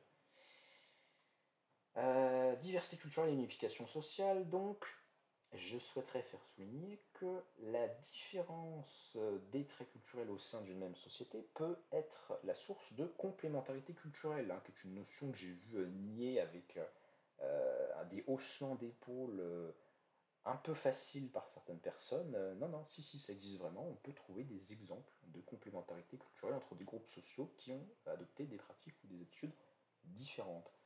Bon, j'ai déjà donné un exemple tout à l'heure avec mon histoire du bouchon de liège, mais je voudrais parler un petit peu du cas des Moken, qui me semble intéressant pour réfléchir à cette forme particulière d'un processus ontologique beaucoup plus général que j'appelais les rencontres synergétiques, c'est-à-dire quand des éléments se rencontrent et amplifient respectivement la puissance de chacun d'entre eux, se renforcent mutuellement. Hein. Pensez à l'image du cavalier et de sa monture. Hein. Le cavalier peut plus qu'il ne pouvait sans son cheval et inversement. Donc, voilà, il y a une sorte de symbiose harmonique. Cas particulier, donc les complémentarités culturelles, cas particulier de complémentarité culturelle, le cas des Moken, donc je ne sais plus où ils sont, enfin ils sont quelque part en Asie du Sud-Est, je ne vais pas les vérifier. Il y a des cultures qui existent dans le monde avec des individus qui se sont spécialisés dans une certaine manière de vivre, qui inclut le fait de vivre plutôt sur les littoraux et d'être un peuple de pêcheurs. Eh bien, cette spécification, ce particularisme peut être la source de comment dirais-je, peut rendre intéressant de coopérer avec des groupes qui auraient un autre choix de vie et d'implantation dans la société, et qui seraient par exemple les peuples des montagnes, hein, puisqu'il y a beaucoup de pays d'Asie du Sud-Est qui ont des parties fluviales et deltaïques et des parties montagnardes. Je pense à l'Asie du Sud-Est évidemment continentale. Eh bien, cette différenciation géographique et culturelle, donc le fait que chacun des deux groupes vit pas tout à fait au même endroit et pas tout à fait de la même façon, ça devient une ressource pour l'extension de la division du travail social, puisque il peut s'établir une coopération stabilisée entre chaque groupe. Hein, voilà, je sais pas, selon la période de l'année, chaque groupe va aller à la rencontre de l'autre pour lui échanger de la production typique de sa manière de vivre contre la production de l'autre groupe, etc. Donc des échanges économiques fructueux qui tiennent précisément à cette spécialisation et cette différenciation, qui a évidemment des aspects culturels, même si on pourrait dire que c'est d'abord une différenciation économique, mais bon, les deux sont liés, ou comme je vous l'ai dit, la culture c'est une manière de regarder d'autres faits sociaux. Et c'est ce que j'appelle une coopération stabilisée, c'est-à-dire qu'ils ont tous les deux intérêt à coopérer, qu'ils le font régulièrement, etc. Et on peut se demander, puisque ça c'est un cas finalement qui n'aboutit pas forcément à la synthèse totale des deux groupes ou à leur unification complète, mais on voit qu'on a une imbrication, une hybridation, une zone d'échange entre les deux ensembles. On peut se demander à partir quel degré d'échange, et là j'inclus les échanges dans un sens extra-économique qui inclurait les transferts culturels, c'est-à-dire les transferts d'idées, de pratiques. Tiens, vous dans les montagnes, vous utilisez telle forme de hache, est-ce que tu pourrais m'apprendre à utiliser le maniement de telle forme de hache, nanana, nanana. J'inclus dans les échanges les unions matrimoniales, c'est-à-dire les gens qui vont tomber amoureux, ou en tout cas se marier ou être mariés selon les cas des gens de l'autre groupe. À partir de quel degré d'interaction, et d'interaction profitable, hein, parce que s'ils n'avaient pas intérêt à coopérer, ils ne coopéreraient pas, enfin, en tout cas, ils trouvent plus d'intérêt à coopérer que le contraire. À partir de quel niveau d'échange et de rapport, on n'a plus affaire à deux sociétés différentes, mais à une seule. Hein, vaste question sociologique que je ne vais pas trancher particulièrement, mais il y a des cultures qui tirent tellement profit en fait de leur échange avec d'autres cultures que finalement elles sont en passe de fusionner, ou qu'elles fusionnent passé un certain point. On peut distinguer à partir des concepts de Gilbert Simondon deux types de phénomènes sociaux. D'un côté, ce qu'il appelle les rapports interindividuels et ce qu'il appelle le transindividuel. Les rapports individuels dans une société, ça va être la coopération fonctionnelle entre des individus, du style, moi, je donne un ticket de bus au chauffeur, le chauffeur valide le ticket, bon. Ça, c'est des relations, si vous voulez, un peu extérieures, qui supposent des attitudes apprises, voilà, chacun joue son rôle social un petit peu, bon. Mais ça ne change pas forcément en profondeur les individus, donc ça pourrait se rapprocher du cas où la coopération se limite à des échanges économiques. En revanche, il y a les relations transindividuelles. Les relations transindividuelles sont celles qui vont aller plus loin et permettre à une société suffisamment ouverte à des échanges extérieurs de transformer la subjectivité des acteurs qui s'y trouvent, soit par emprunt, soit par fusion des deux dans un ensemble plus grand, qui peut avoir aussi une signification politique. Mais c'est pas uniquement de ça dont je vais te parler. Allez, je conclus. Tac. Donc, les meilleures sociétés, puisque c'est bien de ça, les meilleures cultures plutôt, hein, dont il s'agit de parler, les meilleures cultures ne sont pas des cultures fermées, ne sont pas des cultures qui n'essaient pas d'évoluer, ne sont pas des cultures qui n'essaient pas de s'autocritiquer, ne sont pas des cultures qui nient complètement la différenciation culturelle interne. Ce sont celles au contraire qui sont le plus ouvertes à une différenciation culturelle et aux apports extérieurs, mais sous réserve de les maintenir dans un degré d'unification sociopolitique à une échelle supérieure. Alors un exemple de ça, je vais prendre l'exemple de Cicéron, donc philosophe romain du 1er siècle avant notre ère, l'époque de la République romaine tardive. Cicéron me semble un bon exemple de ce que ça peut être que d'être une culture riche qui va s'enrichir d'apports extérieurs et développer son génie propre à partir justement d'une intégration d'éléments qu'elle n'avait pas déjà. Et donc elle va progresser par son interaction avec d'autres cultures. Donc à quoi peut-on le voir? Eh bien Cicéron, qui est vraiment incontestablement un patriote romain, un théoricien même du patriotisme politique dans le contexte de la République romaine, hein, il écrit sur ces sujets, il a vraiment un engagement civique au service du rayonnement et de la gloire de la cité de Rome, hein, ça lui tient vraiment à cœur. Personne ne peut dire que c'est un cosmopolite apatride, mais Cicéron, en même temps, il n'est pas sectaire, il ne fait pas du chauvinisme, il ne considère pas que les Romains savent tout, et qu'il n'y a pas d'intérêt à avoir une certaine ouverture culturelle de la société à son extérieur. Et comment est-ce qu'il va se servir de son intérêt pour une culture différente, en l'occurrence celle des Grecs, pour faire progresser la société romaine? Eh bien, par la traduction et l'imitation de la philosophie grecque. Et là, Cicéron fera remarquer que la langue latine était pauvre, ou en tout cas qu'il y avait plein de mots grecs qui n'avaient pas d'équivalent latin. Et donc il a fallu créer beaucoup de néologismes pour exprimer des idées nouvelles, des pensées plus subtiles, plus raffinées, plus complexes, des pensées philosophiques notamment. Donc, introduction de la philosophie grecque, introduction aussi d'un vocabulaire et d'une pensée philosophique spécifiquement romaine. Hein. Cicéron est une figure tout à fait importante de la philosophie romaine, avec ses particularismes, ses références voilà, mythologiques, symboliques, spécifiques. Il fait entrer la pensée et la raison dans la culture romaine à l'époque de la République tardive. Et ça marque évidemment un progrès de cette culture qui justement devient davantage capable de réfléchir à ses limites, de se perfectionner, de se poser des questions qu'elle ne pouvait pas se poser auparavant, d'exprimer des sentiments ou des préoccupations qu'elle ne pouvait pas exprimer auparavant et qui étaient donc potentiellement refoulées ou voilà, ne trouvaient pas de médiation susceptible de l'exprimer. Donc il y a bien un enrichissement de la pensée par la culture, c'est l'humanisme cicéronien, et on peut dire que le métis, pas au sens du sujet biologique, mais au sens du sujet culturel qui se fait passeur qui se fait intermédiaire justement entre différents ensembles culturels, eh bien c'est celui qui peut permettre d'enrichir le fonctionnement d'une culture donnée et potentiellement d'apporter des solutions à des problèmes qu'elle n'était pas capable de répondre par elle-même, comme par exemple l'expression de sentiments ou de préoccupations qui n'avaient pas les mots pour se dire, ou encore la mise en question des institutions et donc leur progrès possible par la critique, qui ne pouvait pas exister dans une société traditionnaliste où on ne critique pas parce que c'est ancien. Donc progrès possible justement par cette médiation à une culture étrangère. Je vais m'en arrêter là. Simplement les derniers éléments auxquels j'aurais voulu parler pour bien montrer en quoi une conception progressiste de la culture n'est ni relativiste ni chauvine, mais bel et bien assimilationniste, au sens le plus noble qu'on puisse donner à ce terme.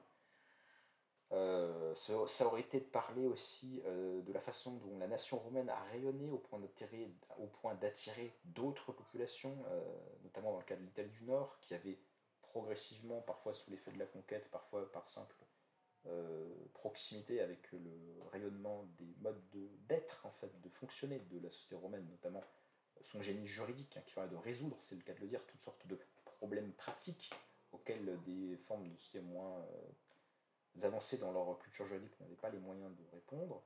ça a été un véritable pôle d'attraction du rayonnement culturel romain, et ça a participé à l'expansion de ce peuple et à son, voilà, à l'intégration dans le peuple romain de populations de plus en plus grandes, et parfois même les gens se battaient pour avoir la nationalité romaine, les droits politiques romains, et être pleinement intégrés finalement à cette culture qu'ils estimaient meilleure que la leur initialement. On peut penser à l'épisode notamment de la guerre sociale en Italie du Nord. Toutes ces considérations doivent amener à un remaniement de la théorie de la nationalité, qui sera l'occasion d'un prochain billet sur lequel je travaille depuis longtemps, mais le sujet n'est pas simple. Il me semble que ça doit nous pousser à penser de manière matérialiste et processuelle l'appartenance nationale, qu'est-ce que ça signifie qu'être une nation. Ça nous amène aussi à repenser du point de vue politique le rôle du politique dans, comment dirais-je, le rôle du politique donc comme agent de synthétisation, donc je l'ai dit, des différences culturelles qui se produisent spontanément dans le corps social.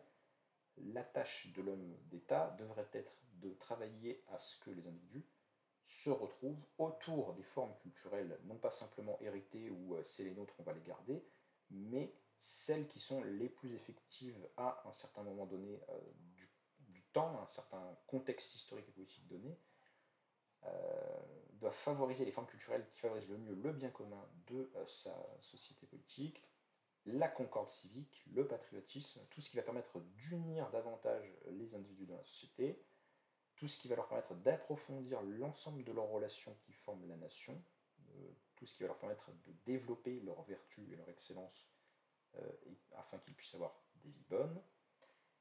C'est autour de cela que doit travailler le pouvoir politique, dans la mesure où il a s'occuper de culture, mais ce n'est qu'une de ses tâches parmi d'autres, car nombreux sont les biens et il est difficile de les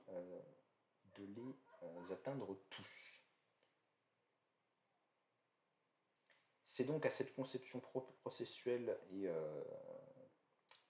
comment dirais-je, à la fois multiple et une, hein, anarchique au sens de Deleuze, c'est-à-dire unifiant ce qui reste en train de germer comme étant différent, que doit travailler l'homme d'État. Il faut passer d'une conception de la culture nationale comme étant déterministe et héritée du passé, comme étant quelque chose de tout fait qu'il s'agit de transmettre tel quel, à une conception de la nation comme un nexus, un nœud de processus d'identification à des formes culturelles qui permettent aux individus de se retrouver collectivement et de progresser vers leur bien commun. Passer donc, dans les termes de Bergson, d'une pensée de la nation qui serait toute faite à un processus de nationalisation qui est toujours se faisant et qui cherche ses voies pour dépasser ses blocages et ses problèmes à un instant donné. Je vous remercie et j'espère que ça vous aura intéressé et que ça suscitera vos questions et vos débats passionnés. Merci.